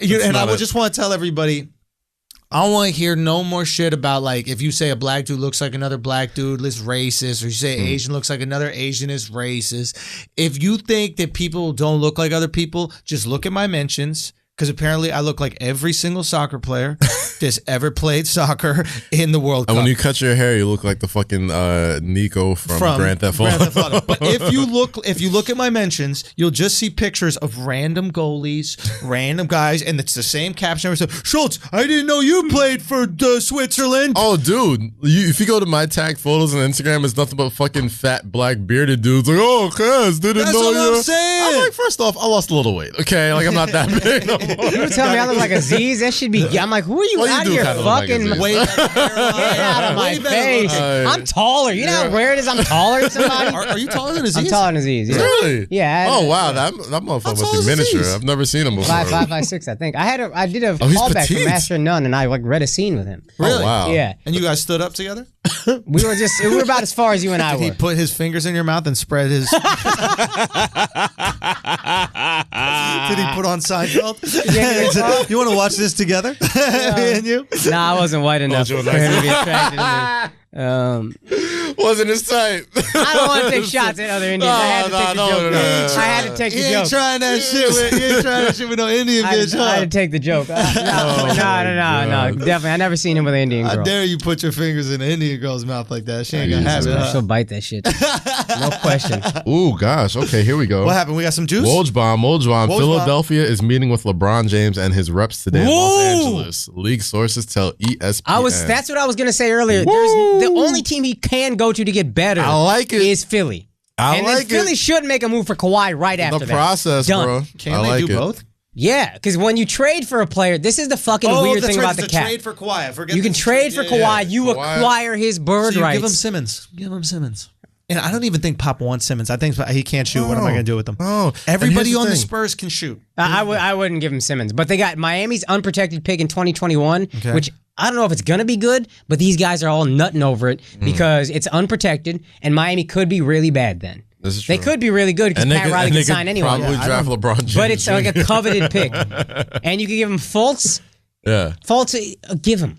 Yeah. You got a player we're not sure about. We're going to send you a player we're not sure about. Here's a great pick. And I think they got another high pick from somebody else. Yeah. Dude, it's the if picks Simmons that they want, goes to the Spurs and buys into the pop system, he will be a fucking generational. Here's the thing. Oh, yeah. Ben Simmons is they're going to get that guy shooting. I don't to me, think Ben he's Simmons is gonna already run the a offense. Philly won't generational give talent. up Simmons. Yeah. I think they will. I don't think get so. him out of there in a fucking heartbeat. Nope. For LeBron? No. Bye. No, because here's my thing. Simmons too young. I think if LeBron goes, I don't think LeBron wants the load anymore. And LeBron and Simmons are very tight. They're both they're clutch signed sports. to this. Yeah, he's signed him to Clutch Sports. He likes Simmons a lot. That's like that's his little mentor or whatever. His little mentee. But like, I think what a lot of people aren't taking into LeBron account. Shoots well enough. That's what I'm saying. Like, people aren't taking into account. Like, yo, maybe LeBron doesn't want the ball in his hand as much anymore. Maybe he doesn't want to carry the load. Maybe LeBron wants to be maybe he wants to be the 3-and-D dude and be off ball for the first time in his career. Yeah. Let Ben Simmons is good enough. Maybe he to wants run to the sit show. on the bench for more than 5 minutes in a game. Like maybe Maybe he doesn't want to play all 48 in the fucking conference finals And against 82 Boston games. with no Kyrie and Gordon Hayward. Yeah, that's a good point. Maybe he just wants to breathe. I'm telling you, man. Cuck. Like if after Paul George signed to OKC, and knowing that if you want Kawhi Leonard, you're gonna have to, pretty much break up a lot of your young talent. Philly's like the only real logical choice for me, dog. Ugh, if Philly gets fucking LeBron, Philly is gonna get LeBron, dude. He stays in the Eastern Conference. Staying in Cleveland, you are giving up another year. Yeah. But going to Philly, you might be able to win a championship. He can take some games off. I texted my homies this yesterday. The only LeBron opting out was, I think, dumb. Yeah. But now the only move left is Philly. It's the only LA played themselves so fucking hard. It's so funny to watch. As much as I wanted to see somebody beat the Warriors, and I thought an LA super team could do it, it's so funny to watch LA play themselves out like complete hoes. Oh. If you traded for Paul George, you might have been able to get LeBron this year. Yeah. But you're like, nah, Paul's coming. Anyway. He's good. He's coming. Paul George We'll coming wait here on anyway. him. We'll wait on him. Paul George's And like, Magic I'm came good. out and he was like, if I fuck up free agency, I'm going to step down. Yeah. Yup. Yeah. Now you the hot bitch. Bro. That played out all the good dudes, and then they all got married. Now you sitting there lonely, bitch. Yeah. Nobody want to fuck with you. They It's could almost sign as if you LeBron have James. AIDS. Yo, God. Oh, gosh. You know for a fact, LeBron is talking to his wife and kids, his agent. He was like, yo, fam, you really trying to be dapping this dude up like every game, son? Hugging you and shit every game? Like, Bronny around this man? yeah, exactly. Probably had a meeting like this, like, oh, you want some He shit? said Up with him is Like, like, you gotta have Maverick Carter put that in the contract. good, Yo, dog. it's one dap a season, fam. That's it. Beginning of the season, then we done. Ain't no chest I bump. don't care how much medication you're taking, bro. Yo, Magic is so rich, I forgot he had AIDS. That's what made me That's how laugh rich so I want to hard. be. Imagine being so Bruh. rich you forget the motherfucking hazard. Listen, the bitches be forgetting, bro. AIDS Don't and think HIV, Magic though. not out there still. No, like when he did that Magic press still getting conference, and his he was like, "Are you under any pressure for this?" He's like, "Yo, I'm Magic Johnson. I'm the same person I've always been." I'm like, "Yeah, With that's AIDS. kind of an issue for a lot of people." Like, I don't know if that's what you want to lead with, Magic. Magic's still getting his cookies. That was funny, man. Oh God. Oh Yo, man. that could factor in, bro. Yo, I'm telling you, Factor in, man. people are really underestimating off-ball LeBron. LeBron doesn't want to be point guard this whole time. You got 6'8" Ben Simmons running the point. You got 6'8" LeBron on one wing. And let me ask you- LeBron has a shooting guard And this for the is- first time in his career. Who? JJ? No, he can be the shooting JJ's guard. free agent. As I think Yeah, LeBron. JJ probably comes back for the cheap. He- No. I If hope he LeBron does. signs, he'll come back Comes for the cheap. Yeah. Markelle Fultz, if he's anything, You're trading Well, him. he's gone if Kawhi's gonna come. You're gonna have to trade pieces. I don't go for Kawhi, dude. If you got LeBron James, you don't need Kawhi. You already got Joel Embiid. You got Ben Simmons. You got Markelle Fultz. You got JJ Redick. You got Robert Covington. You got Dario Saric. You got LeBron James. That's a squad. You don't need Kawhi. Especially if you're giving up people to get him. Kawhi. You don't need him. If I'm LeBron, here's also what I would do. All the future pieces that Philadelphia got, this trade down when they gave up Jason Tatum is going to fuck them also because they gave up a Sacramento pick. Gosh. That could be really useful. And the wild shit is they could have got him anyway. Yeah. The same But position. I'd give up So wait, all. if you're LeBron, you would do what? You put weed lube on all their butts. No, you wouldn't do that? No, What? because you got to eat first. You know what I mean? Oh, you right. My bad, son. Yo, you right. That's fucked up about me. I be forgetting. You got to give him that Alex first. What, you know what I mean? Alex? Why are you taking your watch off, Alex? He's trying to make some more room. Yeah. For that hole. Alex about to fist. I'm trying to get some smooth entry. That's why I took off. Alex, quiet. What's good, bro? You okay? Yeah, I'm chilling. All right, bet. You still feel a little violated because you got a finger in your butt last night? What happened, yo? So what's going on with these trades? Wait, talk about. Alex, Let's talk Alex, you all right? sports, He's going through No, it, I'm bro. chilling. I'm chilling. Nah, what I'm happened, chilling. yo? What I'm happened, chilling. bro? Nothing. Nah, tell us. Talk to us, son. chilling. Talk to us. I am Nah. chilling. Alex came to work dressed like a Puerto Rican baby mama. He got Air Force Ones on, the low socks, the cute ass Like, hey, lows, my friend, a little no. tank top and shit. He's like, Javi, where were you last night? Javi, you say you went to Copa, but you never went. I spoke to Jennifer. She said, Jennifer. I spoke to Jennifer, and she was there. She did not see you, Javi.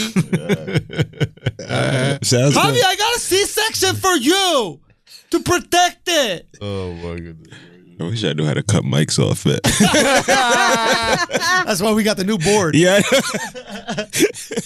Yo, so LeBron isn't going to be at this Philadelphia meeting. It's LeBron's people, but that's still. No. The Philadelphia representatives are coming to LA to the Decision Cave. Oh, so no, he tweeted after that. He said something like, okay. What "For he today's meeting, Sixers will meet y'all with." getting live coverage. Live updates for That you today's meeting. already Sixers. know. Yeah. Because this happened That's 2 days ago. old by the time y'all get it. All right, well, For fuck you. today's meeting, Sixers will meet with LeBron James's reps. Sources tell ESPN James will not attend this meeting. Yo, what do sources say the gayest way to eat a banana is? I think it's.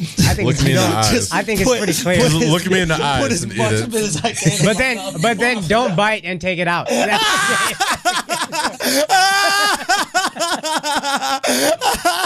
Oh, Jesus Christ. Bro, but the straightest way is just to do this. No, the straightest way is For those of y'all who haven't seen, for those of y'all who haven't seen the video, I just bit the middle of the banana. I was like, "You're not gonna make me think this is a penis." no. Just caught the top as it was Yo, falling. the top just fell off because it's not a dick. Because it's not a dick. You know what You kind should of definitely foods just that shape like peel dicks? off the top The and best throw it in the kind. garbage. Oh my god. It's like super bad. So that's how you You know what the eat a best kind of banana foods like a are? man. They're all shaped like dicks. Andrew must have had coffee. You had coffee, didn't Yeah. you? You had some coffee. This That shit just kicked in, son. motherfucker on coffee. I got like you a 5 imagine him minutes in the left in me, car Oh, when he God, was it's the so worst. fucking Andrew, I can't annoyed. be Oh my God, son. I was annoying the shit out. Akaash started like deconstructing my mental state and shit. This motherfucker has enough, bro. He started going in therapy mode. He was like, "Why is it you need attention all the time?" I'm like, "Motherfucker, I don't know. Why your shirt look like a mojito?" Oh man, not therapist. I was like my little brother. I was like, you're not getting attention. You're not getting attention. You're not. I'm not giving it to you. Yo, you still eating it from the side though? Why? Yo, he has a How y'all eat bananas, I son? wish I could zoom. How y'all eat bananas? I didn't eat like that. Y'all eat bananas different? He's eating a banana like a corn on the cob right corn on now. the which I've never- and they dropped it. That's perfect. That's what you get, goddammit. Sometimes. Oh, yo, you guys y'all have to banana. watch the Yo. YouTube on it. You Sometimes have you to gotta watch get a the banana YouTube like a on this. This fucking- is crazy. Yo, I'm glad you brought this waters because this muffin is dry. Man. Damn, you need to dunk that in the water, son. That's impossible to eat by yourself. Oh my god. Oh man. You could barely break it, right? Yeah, this shit is a lot. Yo, if you don't eat banana like corn on a cob, You gay? you might like cocks. I got one more thing to talk about All right, before I got to break out. all right. This potential sale. Oh, The the New York greatest Knicks. news in the history of Knicks. Oh boy. The greatest news in our history of the Knicks. If you wanna just an idea of how Elated. happy This as is a your Knicks fan Willis I Reed was. Yeah. Not even that they sold the Knicks, that they're considering selling the Knicks. I He's rank it. considering selling shares of the Knicks. There's It's not the whole team? I don't care. Whatever. Somebody. I'm heartbroken. There's 3 greatest moments of my Knicks life. Okay. Right? Yeah. Allen Houston in Miami. Ooh, hit that runner. Right? Linsanity as a whole. Right? The Knicks getting Melo. Like the day they traded for him. I was excited for him. No, I was excited. Yeah, I was both stupid. But I wouldn't agree with those three. But I was excited for John that. Starks. And fourth, I was like a child. I couldn't really fulfill my Knicks fandom. You know what I mean? When you're like 6 years old, like, yay, basketball. But like when you're an adult, you're emotionally invested. That's fair. So I'm talking about where I think. And James Dolan potentially selling shares of the New York Knicks. Majority share or I think enough shares that between the Knicks apparently he wants to focus on music and some other shit. So like, good for him. He's rich enough. Great, do it. You know, I saw him and his band in like an intimate setting. Did you? When I did the show IFC Benders, he owns IFC. Yeah, Cablevision owns it. So he invited. Apparently, he really liked the show. So he invited the cast to go see him and his band live in the fucking, what is it called, the Cutting Room? Okay, right there on Park Avenue. You guys have been there, obviously. I think that's why I saw Chappelle. You saw there was like a guy code party or something there one time. I saw Chappelle there one time. Do a show there? I've yes, done a show. Yes. And my ex did a show there. Yes. I've done a show there. And you've done a show, yeah. So that little ass room. Yeah, that's why I saw Chappelle when he was doing when he was getting ready for for his big comeback. Oh shit, He did like you had to like know somebody to get in, and it was like a 3-hour show where he's just riffing. Great room, by the way. Yeah, it's an amazing room. And we watched him and his band perform. Not gonna lie, it wasn't bad. Wasn't bad? It wasn't that bad, dude. Listen, encourage him. That's what I was saying. Let him know. Like, you gotta double down on this, yo, bro. Dude, go. You're like Bruce Springsteen, my dude. Like, go. Do Coachella next year. Do whatever you want, bro. Just get the fuck away from my Knicks, please. You know what really happened? He got around that new, very black Knicks front office and was like, you know what? I think I'm gonna share some shit. I went out of here. Like, he went to catering and saw the seasoned food. He was like, you know what? I think it's time. You know what I mean? We got a black GM, black head coach, black president.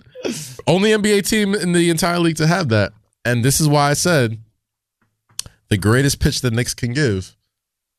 Sell LeBron James on black excellence shares of the Knicks. You remember the thing he screamed before he finally fucking jumped off that cliff? Yeah. Black excellence. He jumped off the cliff. The shit was 10 feet. And I thought the shit was about to be 200 feet or something like that. It's so funny to watch him freaking out. And it was literally 10 feet. It's the blackest he's been. You monkey dunk over 10 hoops Bro, he literally jumps higher than that cliff. Like that, his vertical leap is higher than he jumped on. Yeah. And then jumped off.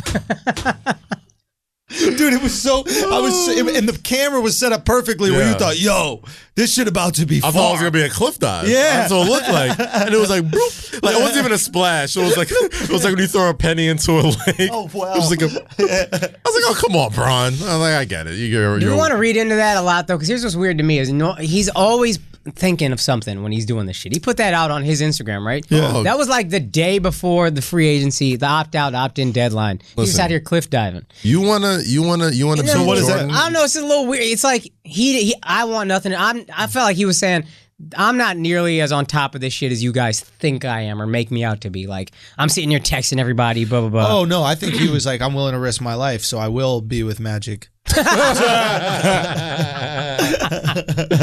mean, on top of that, it's like, yo, man, like, motherfucker needs to go on vacation too. Let him enjoy his family. Let him enjoy his money, bro. Yeah, of course. I didn't think it was wrong. I thought it was like... You thought it was strategic. Because everything he does is Everything he does is strategic. I was wondering, what's the strategy here? Yo, this is how you know that he's the MVP, man. Like, there's nobody following around Harden. No. Now, granted, he signed whatever, but like nobody's even then, Kawhi. Nobody's following anybody. There's Paul George had to make a shitty documentary just so people could. I don't even know if it's out. People still didn't because, by the way, we should talk about this. Apparently, he's now all of a sudden people are saying the Oklahoma City have been sure he's going to sign with them for a long time. Yeah. So why you put out this fake ass documentary to try to get attention? All these guys are attention whores. LeBron just gives the most attention because he's the best. And because you don't think James MVP. Harden wants attention, dressed as a fucking cow, coming up to get his MVP award? God, I know that was crazy. Oh man, my man was dressed so much like a cow. I had to be nice to him. Great, it's gonna be so great when the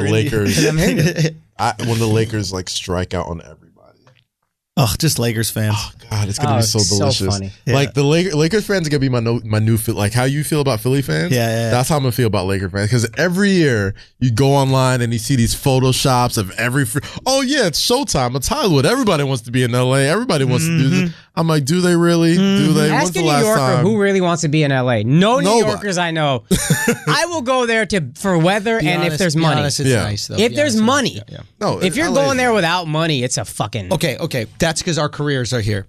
But if you, and I mean LA's this nice. with 100% nice. sincerity, if you work with, a UPS, if you work at FedEx, if you're a teacher, if you're an accountant, if you're any of these jobs that you can do anywhere, you don't have to be in New York City for your job, and you're not in LA or Miami, you're out of your fucking mind. Guys, we have like 100 years on the planet. No. New Half York, of it we're spending in fucking winter. if the money was equal, I would rather be in LA than New York. That's true. But that's also like saying, all things being equal, I'd rather be in Sudan than Darfur. Wait a minute. I think Sudan I'd rather be in fucking Senegal than Darfur. New York is a goddamn nightmare. Like, everything about this place is a fucking hell. The trains suck. Everything's expensive. Weather is terrible. I don't see the sun for months at a time. Saying I'd rather be in LA, that doesn't make LA amazing. That's just a testament to how much New York sucks. Fair enough. Okay, so you don't like New York. I mean, I love understand New York. every argument you made. I think is justifiable. I like things about it, but it's a rough-ass city. I know, but what I'm saying is there are other places that are Everywhere else. okay, you could live in Woodstock, New York, but it's not as nice as LA. Like, here's the reality of the matter. You get to a certain age, and if you're young, this doesn't apply to you, but you get to a certain age where Quality of life starts to matter. Quality of life starts to matter. It's like it not raining is nice. It being sunny out is nice. And we got to take into account, none of us have kids. None of us have kids, nothing like that. We're talking about, and I'm saying, if you're doing a job that you can easily do in LA, working for FedEx, you don't want to take the package to the house in the warmth. But that's why you don't want them cute little FedEx shorts and a little FedEx button down. You know what I mean? Like that's what I'm saying. Yeah, LA. But also, if I was thinking money, because LA's expensive, I would go Dallas, Houston. New York. No, that's what I'm saying. Oh, Dallas Atlanta, is fine too. Sure. Atlanta would be dope as fuck. Miami, dope as fuck. LA's just expensive. Yeah, no, Atlanta's good if you like weed loop in your ass. I might need to go to Atlanta. Sounds like two great things. Yo, why does Atlanta have this gay rep? Man. Because there's a lot of gay people. Like, why is it? This is how that goes. It's like it's a rep. It's like no. It's like there's a lot of homo. It is super gay. I do wonder why I saw down low gay so much down low gay. Yeah, what? That's the thing about Atlanta. It's a lot of it's a lot of secret homo gay. thugs. Because black people don't allow you to be gay. Yeah, but then why? That's why. But then why do they all go to Atlanta? It's just the most black Power people in there. numbers. Because it's the highest gay population in the country, from what I understand. That in San Francisco, no? Dude, San Francisco. I heard like percentage-wise, it's San Atlanta. Francisco's like America's butthole, though. Yeah, but I heard percentage-wise. New York is. Yeah, this shit gay. Well, gayer than it New balances it out in New York. New York, the thing is like New York gay The Bronx is so, balances it out, but ain't nobody going to the Bronx. Yeah, there you go. Staten Island balances it out. We got enough. If I got to take a ferry to go be straight, it ain't that straight. I'm taking a ferry. There's so much aggressive city parts of New York that it balances out like fucking Chelsea's of the world, and you know, what's I live in Hell's Kitchen. That shit gay. Hell's Kitchen is super gay, though. Mad gay neighborhoods in New York, Yeah. yo. Let's keep it very real. Yeah, very gay. But San Francisco as a whole, just like There's one gay neighborhood in San Francisco. yeah, but the whole San Francisco.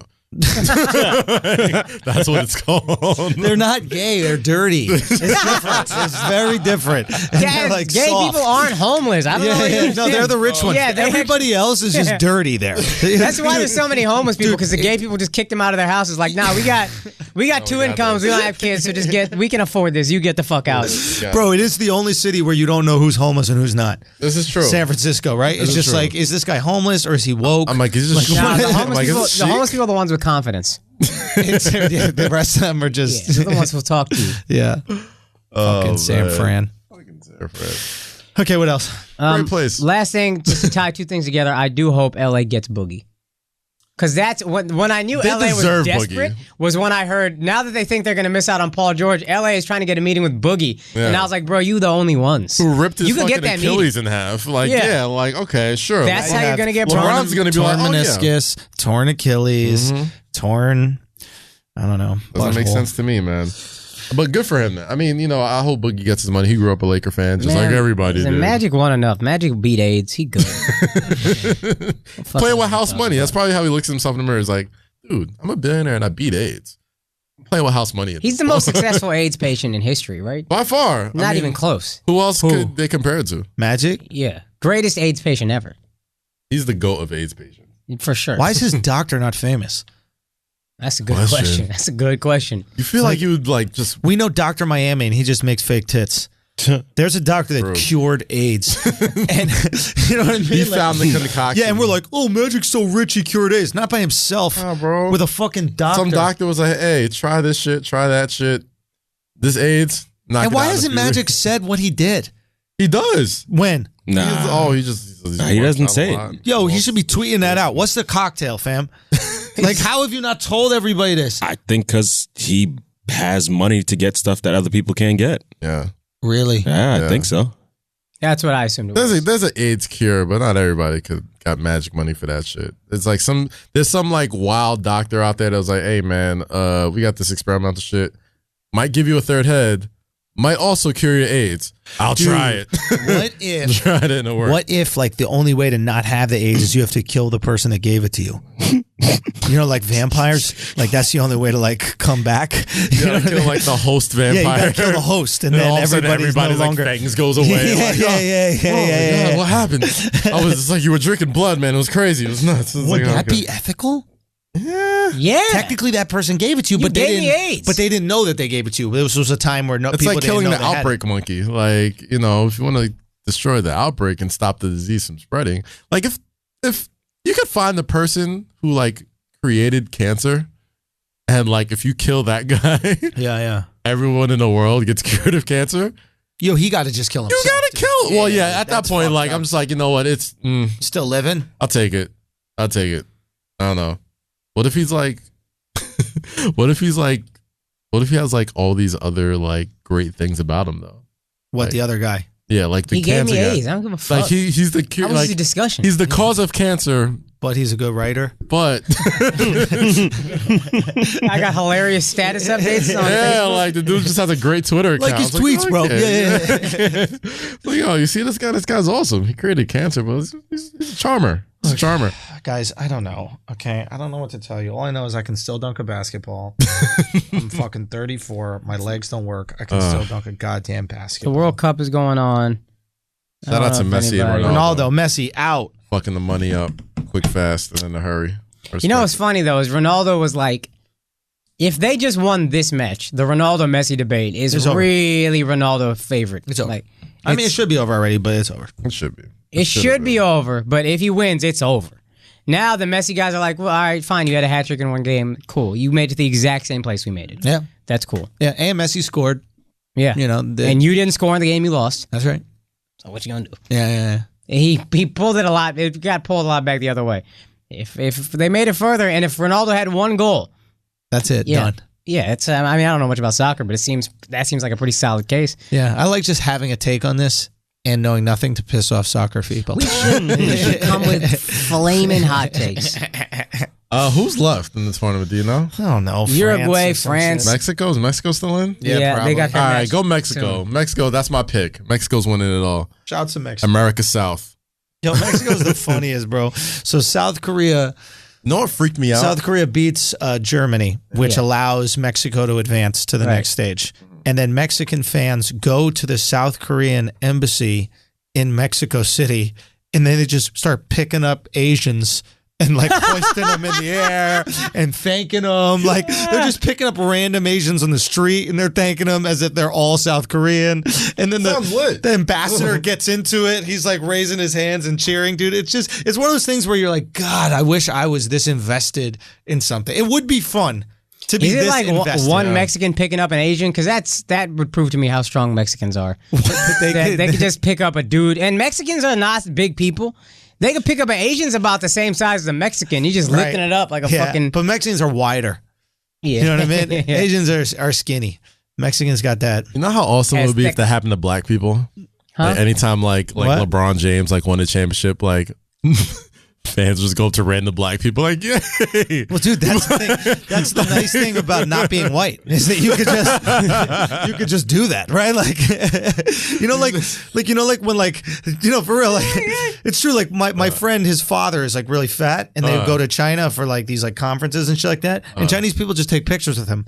And they're like, and he's like, why do you want to take pictures with me? And they're like, oh, you're fat. No. Fat white people. It's just fat. He's like, oh, you're fat, like the Buddha. I want to take a picture of you. Oh, wow. Like, do it with black people too. You go to China, I did hear about that. And they'll just take pictures with you. Point and look at Didn't you convince a bunch of people in some country that Jamil was Will.i.am? Oh, all the time. Yeah. When we were in Ukraine. I got to break out, guys. All right, guys. See y'all next week. Yeah.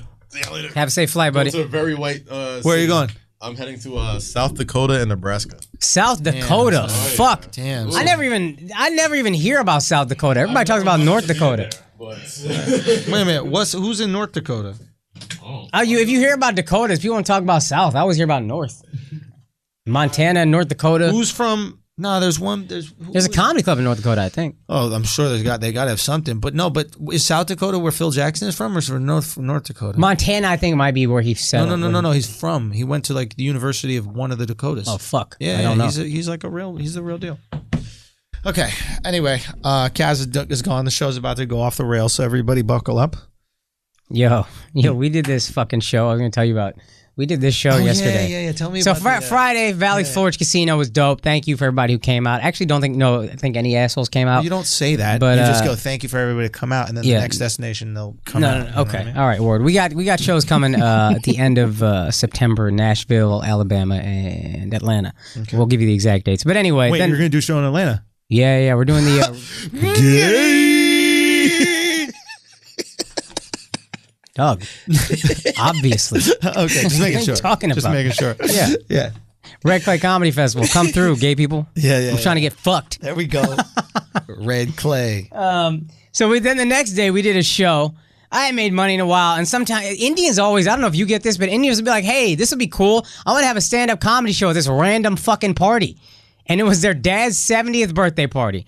And then we go there, and they're paying a little bit, nothing crazy, but I always feel bad, like really proud, like gouging Indians for money. So I do money that's reasonable. I haven't made much, so whatever, I'll take it. We get there, it's outside. Okay. The microphone. Backyard? Backyard. Paint it for me. Backyard. So there's a house in the front. House in the front yard. Giant church right in front of the house, which is already just a little, I'm just weird. I don't know. I'm just going to a party full of Hindus. Sure. Giant church right in front of us. Sure. And you walk into the backyard, Long Island, and it's a huge backyard, and then just tables. Just kind of like scattered haphazardly. And I'm like, where do you want us to perform? Like, just in the middle of the tables. Real quick, that's a great idea to buy a place right in front of a church for an Indian family. Because right when all those Long Island dudes are about to commit a hate crime, you can spend. Jesus is watching, guys. I don't know. Jesus is watching. Fuck. What would he do? Speaking of Long Island stereotypes, on the way back, legitimately, shirtless dudes get on the LIRR, finish an entire bottle of Jameson, and they're doing pull-ups on the fucking train. I love them. These people are fucking monsters. Love them. Go on. Anyway, we're doing this show, and I'm like, where do you want us to perform? Like, just in the middle of the tables. And we're like, all right, that's probably not a good idea. How many people?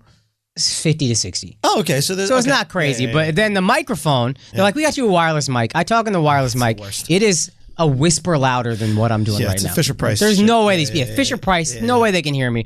So what my homie and I do, one of the ABDC guys, is we just rearrange. Yeah.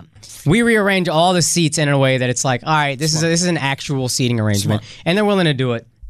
But we start to do the show, and she said there might be kids around, so please try not to cuss too much. And I'm like, all right, 2 or 3 kids are going to be there, whatever. The entire front row is all children. Like, I'm talking 4 years old, 7 years old. Bad. And they want us to keep it PG-13, but I'm not going to cuss with a 4-year-old kid looking at me in the face. And these aren't like kids that are sweet and like, they're sweet kids, but they don't know, like, hey, sit still. Nobody told them, sit still, don't talk. As soon as Tushar gets on stage, he opens for me. As soon as he gets on stage, which is a fucking pit of grass, as soon as he gets on stage, the kid goes, you're an Indian. And he goes, did you just say I'm Indian? And he goes, no, I said idiot. This first thing. And Josh is like, all right, I don't really know. That'd be funny if he just started trashing the little kid. What size shoe are you? You fucking one? The one white kid sat in the front row and he was like, we're rich. And we were like, and Tushar was like, I know. Which is funny, but also the parents are kind of like uncomfortable, like, hey, you're making this a race thing. I don't know. It's the one white family. He's supposed to do 30 minutes. We get there. He's like, I'm going to do 20. Tops, bro. I'm gonna do 20. These people long wanted are you an supposed to do? 30. We're supposed to do an hour. These people wanted. So he's like, I'm gonna do 20. You take more money. I don't care. Yeah. Because he knows I can. We came up in this shithole of a club. Yeah. Never this bad, but I can do crowd work for more time than whatever. I can stretch. But he gets on stage. My man starts sweating 2 jokes in. This kid calls him an idiot 30 seconds in. He's trying no to clean. Respect. You command no respect to Sean. Oh, yo. 4-year-olds are heckling you off the jump. They're like, Yo, and it's not even just Tushar. Indians don't respect comedy. They look at you like a fucking circus like clown. a clown, yeah. You are doing something that's not medicine. Why do I respect you chasing this stupid ass dreams? Yeah. Go to sleep. Fuck you talking about dreams, loser. So, no respect from the You jump. want happiness? Yeah. What is Yay! There's a reason we have multiple lives. You first become a doctor, and then you'll be happy the next one. That's exactly what it is. It is happiness. You can use that. That might be funny in a bit. I feel like I used to say something to the effect of that, honestly, but there's also just like That's how comics always do. this idea of If one of them says something funny, he's like, oh yeah, I used to say that kind of something like that. No. Because we've talked about this shit for a long time. This idea of do what makes you happy. We said this exact conversation. That's a super American idea. Right. Because in every other country, you're surviving. Like, what the fuck is this happiness thing all about? Right. So the idea. I used to have the bit about that I got from you, which is when you said what do I was like Indian kids do. No, I was like my friend told me when he was 7 years. You said. When you were like 7 years old, your parents said, when you grow up, you're going to be a doctor. Yeah, for sure. And I was like, oh, word. When I was 7, my parents said, when you go up, follow your heart. That's the difference. That's why y'all are successful. That's the whole thing. That's why we get arranged marriages. Because, like, what is happiness? Get the fuck out of here, follow your heart. That's why we sell artisanal cheese. Yeah. But anyway, go So on. we're going, these people don't respect us at all. Like, they're trying to be nice, but the kids don't give a fuck. They're literally running in front of us as we're performing. Nobody can really hear us on the mic. Yeah. I see through Shar, like you can see a comic when he's like thinking too much and panicking. I see him running through every joke in his head. Like, I can't do that. That's got a cuss word. I can't do that. That's sexual. Fuck. I see him panicking, right? And Tushar has this closer that he starts doing. And he said, before he gets on stage, he's like, yo, light me at 15. Let me know I got 5 minutes left. So he starts doing this joke that is, I know is his closer. And I look at the fucking timer, 11 minutes and 30 seconds. And then I'm like, oh, fuck. I gotta do fucking 50 minutes for these monsters. And then he does one more joke after that. And I'm like, all right, maybe he's gonna stretch. And then he's like, all right, guys, coming up next, we got Akaash Singh.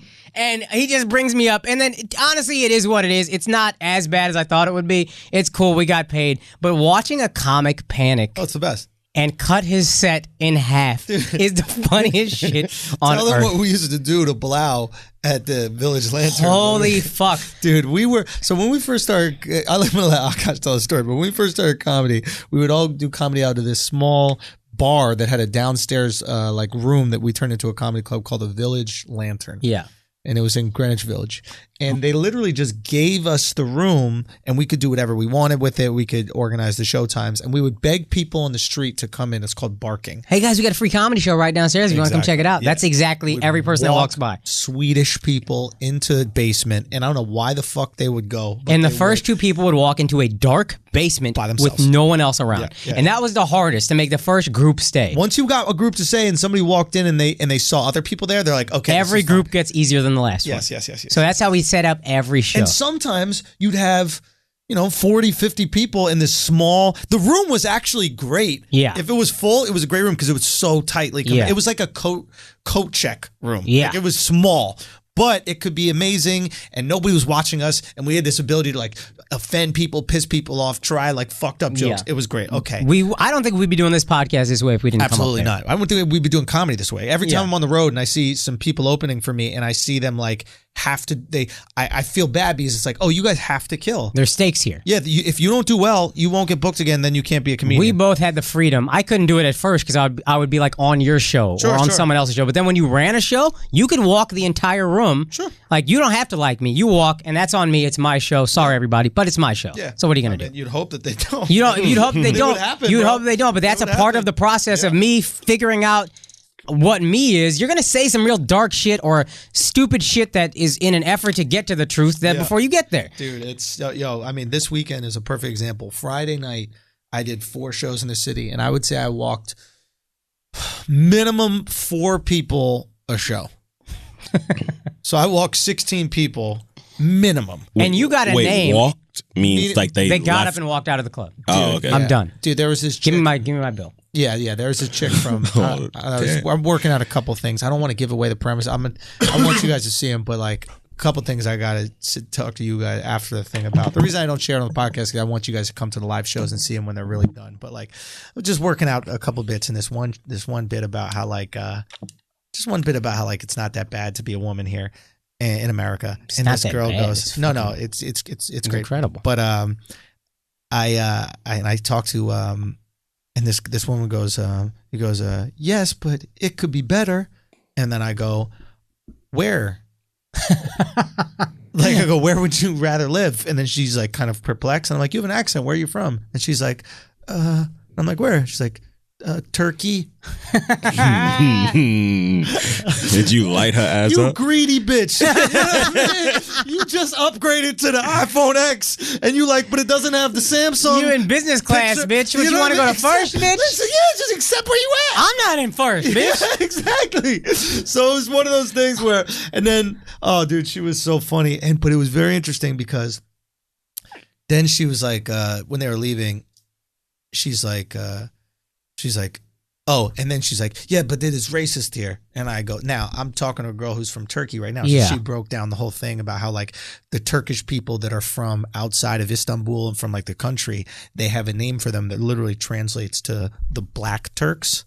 Oh fuck! Right? Right. So I go, yeah, racist. You know, about that racism. What do you call those people in the outskirts of Turkey, like the ones not from the city? What do you call them? And just translate it into English. You know? What'd she say? She goes, I don't know what you're talking about.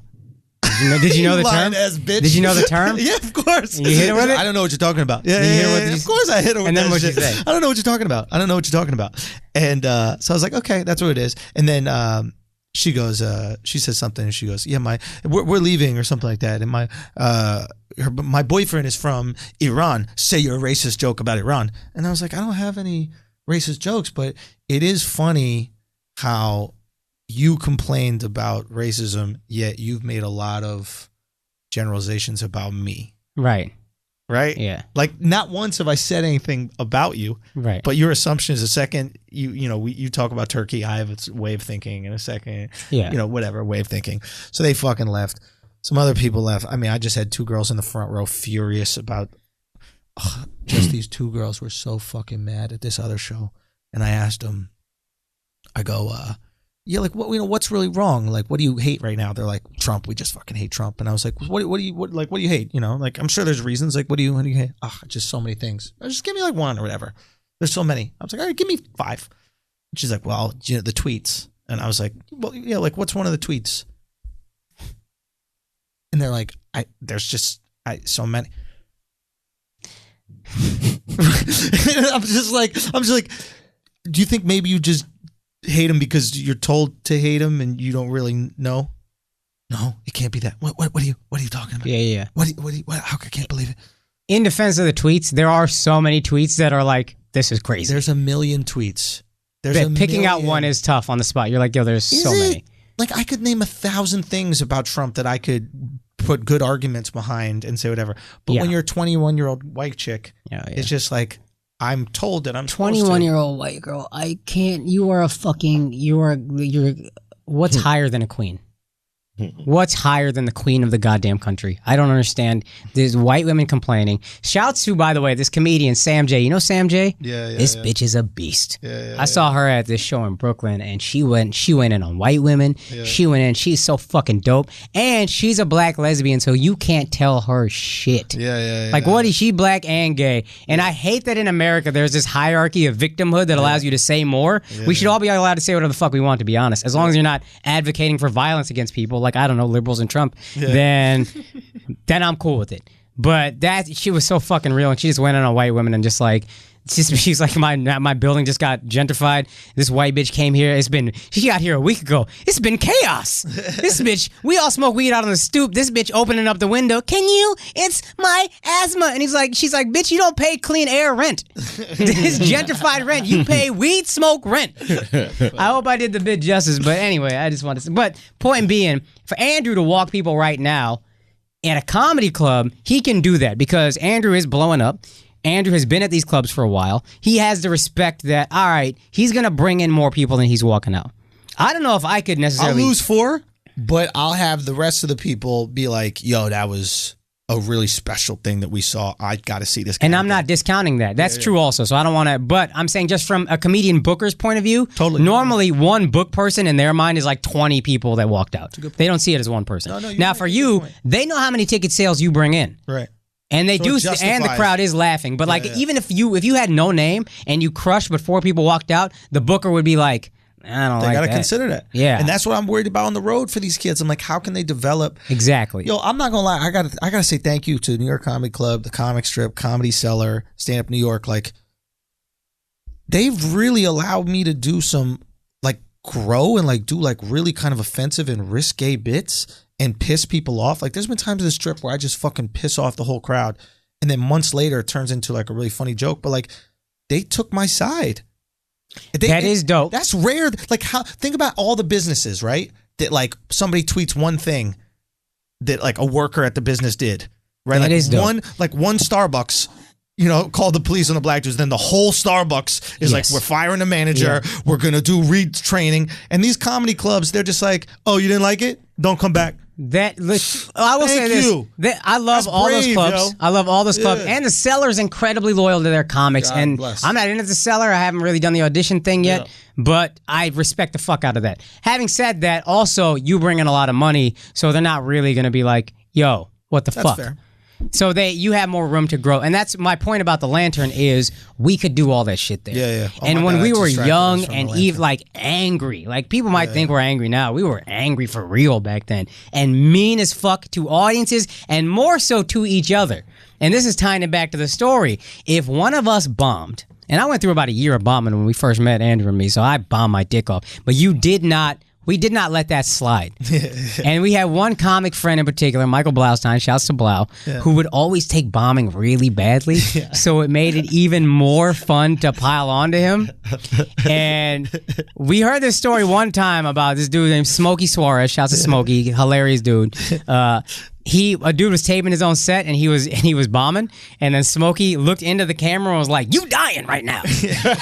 So every time Blau was bombing on stage, Andrew and I would try to find the most... videotape himself. He always videotaped himself. Yeah. Andrew and I would try to find the most creative ways to look into the camera and go, "You dying right now." we would do this thing where in comedy, when you give someone the light, it's letting them know that they have to get off stage in a couple minutes, right? So what we would do is we would go underneath his camera and then slowly, the camera would be a little bit above our head, but you couldn't see our head. And then we would slowly elevate up in front of the camera with a candle and just go, "You dying right now." So, but we wouldn't tell him. So, and we wouldn't say shit at dinner. We wouldn't say nothing. So he's just going back over you his guys set, are dicks. trying to look at what he can improve, trying to look at how he can get better. And he's going through the set. He's taking notes and all shit. And then he sees Akaash's face pop up with a candle right next to him. "You dying right now, Blau." Oh, man. Son, there's a video. One of the first YouTube videos I ever made, and it's deep in my YouTube search. I don't even know if you. It's called "Leaving Out Blau." Oh fuck yeah! And it's to this day one of the funniest things we've ever done. It is fucking what we did to Blau early on. I don't know how he hasn't shot up a fucking mail station or whatever that is, bro. Dude, what we did is we videotaped, and this was on like flip phones, like maybe not flip phones, but like back early then, iPhones, like shitty phones, right? We videotaped ourselves going to see a movie called Prometheus. Yeah. Right? But what we did is we asked Blau to run the show for us and didn't invite him to the movie and then film. This is one of our best friends. Oh, it was a great prank. And we would prank him all the time. Like he would take a nap. We'd just dump water and bananas on him. So like, yeah, I know it's weird. Why would we have the bananas in there? You know how awkward that is when you get a whole thing of water dumped on you and then there's some bananas? You're like, what's going on? I remember that was show promo. We were trying to promote shows that we did in like San Fran and we just pranked each other. Yeah. And then you said like I was on the phone. You were like, how funny would it be if I just dumped a thing of water on Blau sleeping on my bed right now? Yeah. And I was like, yes, film it. Yeah. So he filmed himself. I remember you filling up the water, and then he just peeled a banana and threw it in the water. And then he just filmed himself throwing it right in his face. God, we were ruthless. So I'm gonna and Blau, for the record, is like, I think it was more fun because he's like a good looking dude that everybody just wants to hate. But he was a good sport about it always. Hold on. So it would just be funny to just fuck with him. Go look up Leaving Out Blau. It's Andrew Schulz vlog, Leaving Out Blau. This is 6 years ago. See if you can get it up on YouTube and play it on this thing right here, at least for the people watching it on YouTube. Because this is, can you look it up? I don't have my laptop, but I can add it in after. Oh, no. I'll get it right now. I'll do it right now. But this is, you don't have to include it. People can look it up, but this is how it starts. On June 18th, 2012, Andrew Schulz, Akaash Singh, and Case Rosso saw the movie Prometheus. Right? He goes, they did not invite their good friend and male model Michael Blaustein. This is when Mike was modeling. Yeah. And then we next put a picture of him with like, in the shower, he like had one of those water pics, like water's dripping all over your body. First of all, it's already bad to be like an actor who's trying to be a comedian, but like a male model that's trying to be a comedian is like the most hated thing of comedy. So he has a picture, and there's literally water dripping off his face and down his butt chin. Can you see that picture? Yeah. Can everybody see? Yeah. Okay. Okay. So, Leaving Out Blau, the movies. Yo, what's up, Blau? This is us calling Blau. It's me, Akaash. What's up? And Case. And currently, right now, you're receiving texts from Akaash and Case about. Oh, I'm not calling him. covering I'm leaving a show voicemail or tonight something. at the Village Lantern, so that the three of us can go see Prometheus. Without you. You have no idea what's going on. You assume it's some emergency shit I have to take care of. You don't know what's happening. You have no. Let's ask Case. Just kidding. You know what's happening right now, Blau? But we're about to see Prometheus. The shit is about to go down. What are we doing right now, Case? I have a lot of enthusiasm inside. You're not seeing all of it. That's why I didn't go to Case. That's why I didn't go there. What's up, Blau? This is we're currently at the movie theater buying tickets. That's how much it is. That's how much you're saving. So just to clear up, I'm not talking to him. What I'm doing is telling him all the fun we're having. It's a play-by-play. Yeah, it's a play-by-play of what we're doing, so that he can watch it later. Yo, matter of fact, Those are your savings today for not coming to see Prometheus. Hey, what's up, Blau? We're just getting some treats. You know what I mean? Just getting some popcorn. We got a Sour Patch Kid. It's Sour Patch Kid Mondays. Oh, hey, look who's texting me.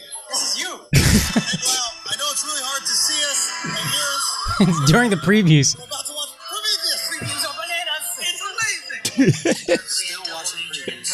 Total Recall looks dope. Maybe we'll leave you out of that, too. Hey, Blau. Hey, these are the faces of guys who just saw Prometheus. I'm exhausted at how much fun I had just now. You know what? I can't think anybody I would have rather seen it with.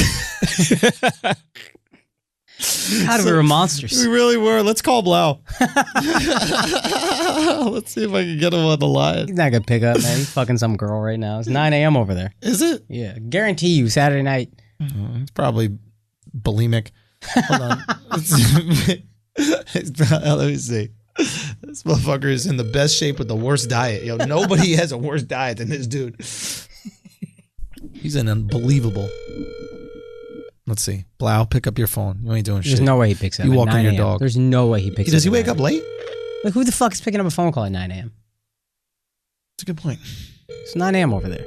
This was early for us at 9 a.m. Remember how pissed we were coming in here at 9 a.m.? Oh, Remember how much we yelled at each other at 9 a.m.? He's so right about that. We were cranky. Or at least I was. I didn't get that coffee in. I was freaking heated. Yo. Blau. Let's be Please leave your message for 30. All right, man. Yeah. Travis' number. I don't care. This is his number. Damn. Hey, Blau.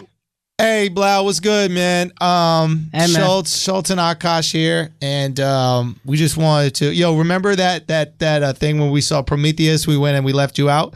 We just wanted to let you know we're doing a podcast that's really popular and really successful. That we also left you out of.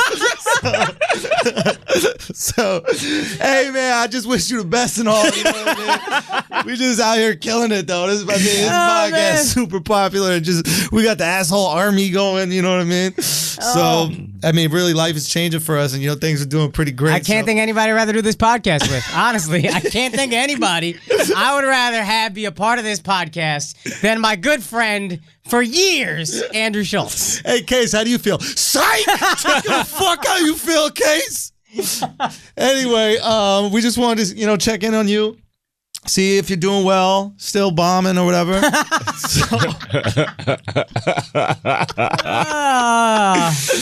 Hey, man, we just kidding, bro. Just want to say we love you and, hope everything's going well. Move back to New York, man. Yeah, come back to New York. Why the fuck you don't even got a girl out there. What the fuck you doing, bro?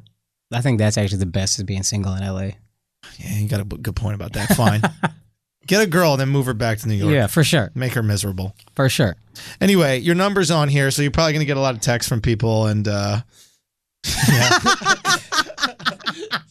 And that just is what it is. Text, and if we know our audience, probably a lot of dick pics. There's going to be a lot of dicks coming to you, bro. Oh, There's going to be a lot of Alex is happy. He's not dicks this week. Yo, Blau, we love you, bro. Come back to New York. Stop fucking around, man. For real. You bullshit. Love you, buddy. All right? Bye. Peace. Just kidding. We gonna prank you some more, motherfucker. You ain't shit. Remember when we threw water and bananas at you?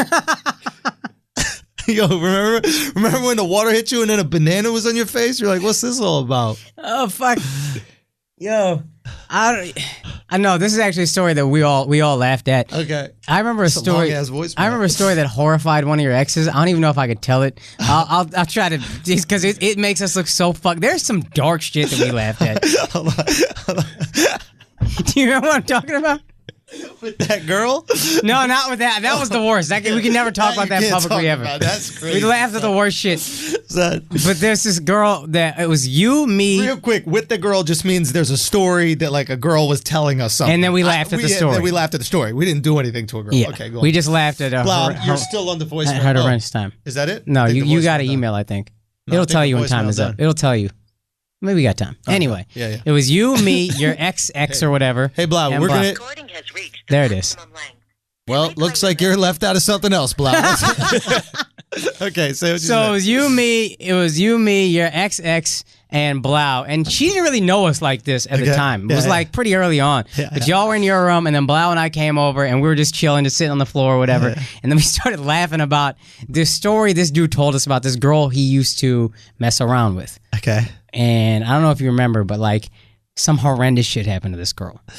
Like horrendous. Okay. Like her grandfather, like Nasser horrendous. Oh my god! Now I remember. Yeah, like some like taken shit. Like some But just the hostile wording shit. he used to describe what happened was so shocking that we died laughing when we heard it. And then we started reminiscing on that story, dying laughing again about how funny that was. And then Sarah was just, oh shit. Then your ex was just like, what are we laughing at this? And then we were like, yes, this is the funniest thing ever. Call dude right now. And then we called the dude and left a voicemail. Hey, you remember when you told us about this girl? This guy didn't even like us, by the way. You remember when you told us about the girl that had the horrendous shit happen to her? Buckley. Oh yeah, that's right. He didn't even really care for us. That's so true. Remember when? And then we're all just dying laughing on this voicemail, and then your ex is just sitting there like, "What the fuck did I get myself into?" That's when I knew it wasn't right. That's when I knew it wasn't right, guys. If you can't laugh at this horrendous, dude, this was awful, dude. Like really bad, bro. Yeah, but Like, just the words were so tragically fucking bad. shocking. Yeah. Comedians can separate things, That's what and you just the gotta do, words man. that were used were so fucking funny. It was so shocking that we just laughed at it, and we don't think about the act itself. Never again could you do that. No fucking chance you could do that. Oh my god, the things we laughed at. In fact, We got to get Buckley on the podcast. He's no longer a comic. He's an ab model. yeah, no, he's a fitness something. He's like a personal trainer. Oh, yes? Yeah. Let's call Buckley. Okay. Let's just call all of our friends. What's your mind about that story? Yo, we should do a thing where we call every one of our friends that quit comedy and just ask them if life is better. Probably is. Yeah, you're Probably. right. Maybe we shouldn't do that. I just did a gig for 4-year-olds yesterday, so it is what it is. All right, look, I want to let y'all know about some dates that I got coming up, man, and then we got to wrap this shit up. I'm going to be, real quick alert, Montreal, Just for Laughs Comedy Festival. I'm going to be doing Views from the Sis at the Just for Laughs Comedy Festival, 7-27. Okay, the 27th of July, July 27th, Montreal Comedy Festival. Now, it's a very small room. It means there's not a lot of tickets.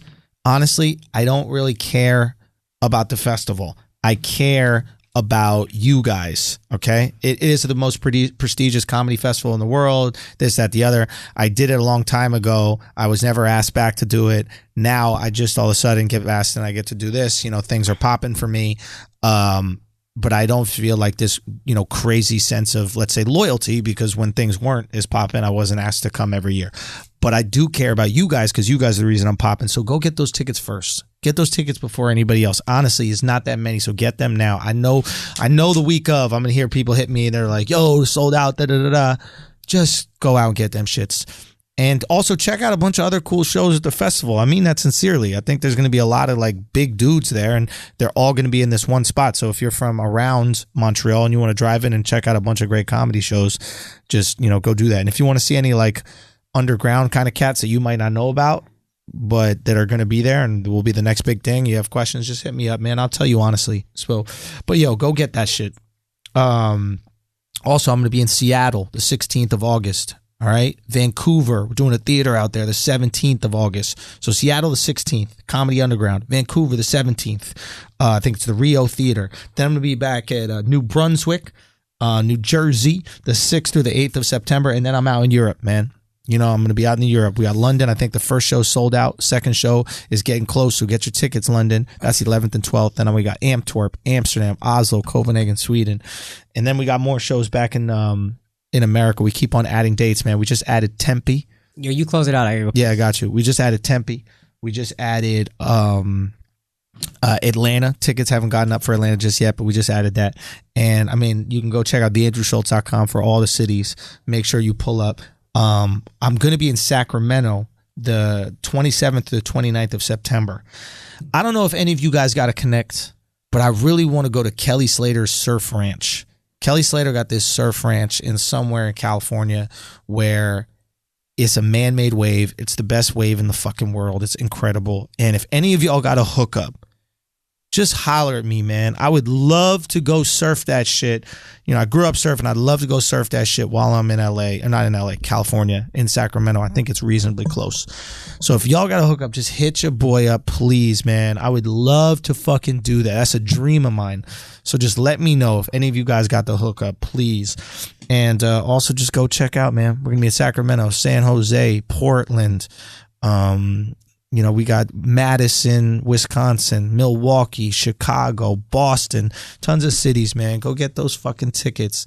I'm coming to your city, and we're still adding dates, man. So if we haven't hit your city yet, we will. Just give us time to get there. But Atlanta, I know a lot of you motherfuckers been asking me for that Atlanta. It's going to be at the Relapse Theater. Okay? So make sure you gobble them tickets up real quick once we get that link up. All the links are going to be at theandrewschultz.com. Thank y'all so much for coming out to my shows, man, selling these motherfuckers out. It's been amazing. I'm going to be in Belmore, Long Island, the 20th and I think the 21st of July. And I'm going to be working out some newer shit. I think the last time I was in Long Island with Views from the Sis. So I'm going to be working out a bunch of this newer shit out there. And, yeah, so if you want to pull up while you're out there, do that shit too at the brokerage. But thank y'all so much for taking care of your boy, man. It means a lot. It really does mean a lot. And I think, what's up, homie? Talk to me. No, I was just looking at a picture of my ex because it's a birthday. She's fucking still bad as fuck, man. Yeah, son, you got good taste. Man. You know, that's on you. You cracked. You know, you cracked that. I want to get the asshole army to just jump in and DM. Nah. We not doing that, bro. That's how you get arrested. Just sending dudes at fixed DMs. But anyway, man, thank y'all so much for supporting everything we do, man. Asshole Army is growing. I love that shit. Seeing motherfuckers on the street, keeping it tight, throwing it up. Salute your fellow officers. Yeah, it's amazing what we're doing with this podcast, man. I can't wait till next week. when we tell you a little bit more about Blue Chew and some other things that are going on. We got some very cool shit popping, man. And it's all because y'all show immense support, man. It's very special. So I'm very appreciative. And yeah, Akaash is back from that P. And Akaash, anything y'all want to? We got a few dates. The one that I can remember off the top of my head, I got to get the exact comedy Nashville, clubs. We're doing you said- Nashville on September 28th, I believe, or 27th. Okay. Huntsville, September 28th and 29th. Is there a website they could see it at? That's what I'm trying. Let me get. I think they're sending me the comedy clubs right now. We got the Red Clay Comedy Festival in Atlanta, September 30th. Zanies in Nashville, September 27th, and Stand Up Live in Huntsville, September 28th and 29th. Look at that. And we're doing our thing. We're trying to build a thing here. What's Huntsville? Huntsville's got Stand Up Live. It's like an official is it? club. Huntsville, Alabama. Oh, it's Alabama. Alabama. Okay, We're doing a that's little what's up. Southern run, which is gonna be fun for me Hot. because I'm a Southern boy. Yeah. One more funny light story. Okay. We have another homie named Case Rosso. Yes. He was bombing, and we lit him with I think 2 candles, and he kept going. Yeah. Like we would give you multiple lights to fuck with you. And so after that, we took the Bud light off the wall. And then walked in and plugged it in as he was performing, which is the funniest, most obnoxious light on earth. I honestly think I had more fun. No, I know for a fact I had more fun at comedy clubs back in the day when we were starting. We had more fun. You also weren't. We didn't have money, but you still had a decent place to live in. I lived in a shithole. Oh, God, it was Went a home to shithole. a shithole with Yeah. shithole roommates. Yeah. And it was just like, that's the worst. So I wouldn't go back to that. But if I had that apartment that you had, that wasn't like a fucking luxury apartment. It was a nice place. It was beautiful. And that's the best. Dude, it was so beautiful. But like, I'm not talking about my life. I'm just talking The about freedom. Like on stage, I have more fun now.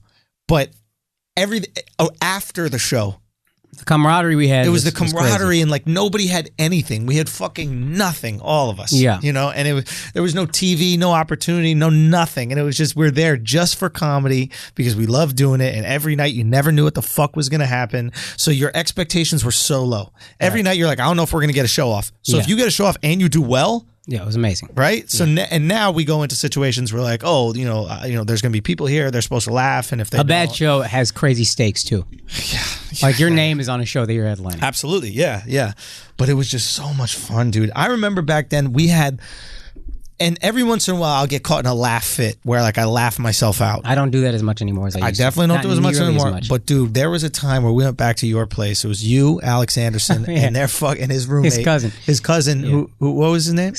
Stefan. Yeah, Stefan. something. Yeah. Stefan, whatever. Just a massive alcoholic. Just life is a complete mess. Yeah, mess. But those people are really funny a lot of times. And they were telling a story about a like youth hockey league. They grew up in Boston. They grew up in Boston. with just trash. Yeah, trash. So a youth hockey league, right? And they were from I forget where they were from in Boston, but they were playing a team from Revere. First of all, yeah, the idea, first of all, that made us laugh was there was heckling at the Pee Wee hockey game. The Pee Wee hockey games. There's Pee Wee hockey, and another visiting team is from Revere, which is this town in Boston. Is visiting them. Not only did they have heckling, they had a song. And this is how he phrased it. Oh, dude, we had a whole song knocking Revere, dude. We're the parents would sing this the song. parents would sing the song to these kids that are playing hockey, right? And we're like, okay, what's the song? And he goes, oh, sick. Okay, here's the song. And he goes, go. Who's from Revere? All quiz. Who's from Revere? A lot of quiz. Just a bunch of fucking parents on a Saturday morning calling kids queers. Dude, it Oh was my so God. fucking Boston. And I remember him singing this song and like getting into it and being excited about it. And I was fucking crying, dude. I was literally laughing. That's the hardest I've ever seen in my I life. couldn't laugh anymore, dude. Was there more that was added to it? I forget. Those are the only ones. What killed me was the off rhythm of just the second time being like, yeah. a lot of quiz. A lot of quiz. Oh God, that was so funny, man. Anyway, Anyway. good times. Oh, the good times. We're blessed now, though. Don't get me wrong. We're absolutely blessed. But for anybody who is thinking about the journey of becoming, a comic or artist or any sort of thing in the creative field, there is a lot of joy in the in the grind and like the mud part of it. You're in the mud for a long time, but there's so much fucking joy. And my mom would always tell me, because she was a ballroom dancer, but she would compete, and she ended up being 3-time U.S. ballroom dance champion. But before that, she would be like, enjoy the journey. She'd always say that to me. She'd enjoy the journey. And I didn't realize it till I started to get some success that like, dude, those moments where you don't have anything to lose and you're just hanging out at a fucking diner and roasting each other afterwards and like developing your first funny joke or your first like developing stage presence and starting to like kind of figure shit out. And it was like, oh, dude, so much fun. So even though you're in the mud, it might be different now because Twitter and all that gives you a certain public scope where you're kind of always being watched. But I would think for you, this is the most fun part because your career is like, it's all about to blow up. No, and I'm not going to ruin all that, but like, don't get me wrong. Would seem like, not that you're not enjoying it, but that would seem like, of all of it, that's the most fun. Son, this is great. Don't get me wrong. I'm incredibly appreciative. I'm not saying you're not, but I'm saying like, that's the most fun. It's absolutely great. There's always, you always have these feelings of, okay, what's going to happen? What is this? Wait, is this just now or is this just fleeting? You always have that like anxiety and insecurity that goes along with it, right? And I think that's what like pushes us. Tom Brady thinks he sucks every year, right? So he gets up and goes to the gym, right? But like, there's just, all I'm saying is for people getting into it and they're like, oh, I'm going to be in the mud for so long. Is it worth getting into it? The mud is fun too. Yeah. There's beauty in the mud. There's so much beauty in the mud, dude. It's so much like those little videos with Blau. Like that whole day was fun. And the camaraderie. You got on Guy Code pretty early. And that got you, and then you were also a beast, but that got you into the cellar pretty quickly. So we had to kind of grind at the lantern longer. You missed out on a little bit of the camaraderie. I did. Because it's just like, we're just in this shit forever. That's where you get the closest. Wilding Out, we're all close because before you go on the show, like before you film, there's a workshop for 3 weeks where they just fucking drill you over and over. It's cutthroat. He's talking about cutting people from the whole series, and you just get those are my boys forever. We did that. We came up with that. Boot camp. Me and Hitman. Hitman, I have nothing in common, but we came up through that together. So I'll always have love for Hitman. He'll always have love for me, and that's just what it is. No, it's a good process. Just get into it. Do it, man. I really inspire you guys just to just go for it. I'll be doctors. I'm still going to do that. All right, fine. Be doctors. Be miserable. No, look, if that's what you want to do it too. But like, at least give it a shot. And if the idea of being in the mud deters you, just know there's a lot of fun in the mud. That's all. I'm not going to go on a long diatribe. I'm not trying to be I have no messiah complex or preach to you guys or anything. Do whatever you want with your fucking lives. But I'm saying there is fun in the mud. That's all. There's fun in the mud. Like plenty of gay guys have said in the past. There's fun in the mud. It's been another episode of Flagrant 2. God bless. Have a great day.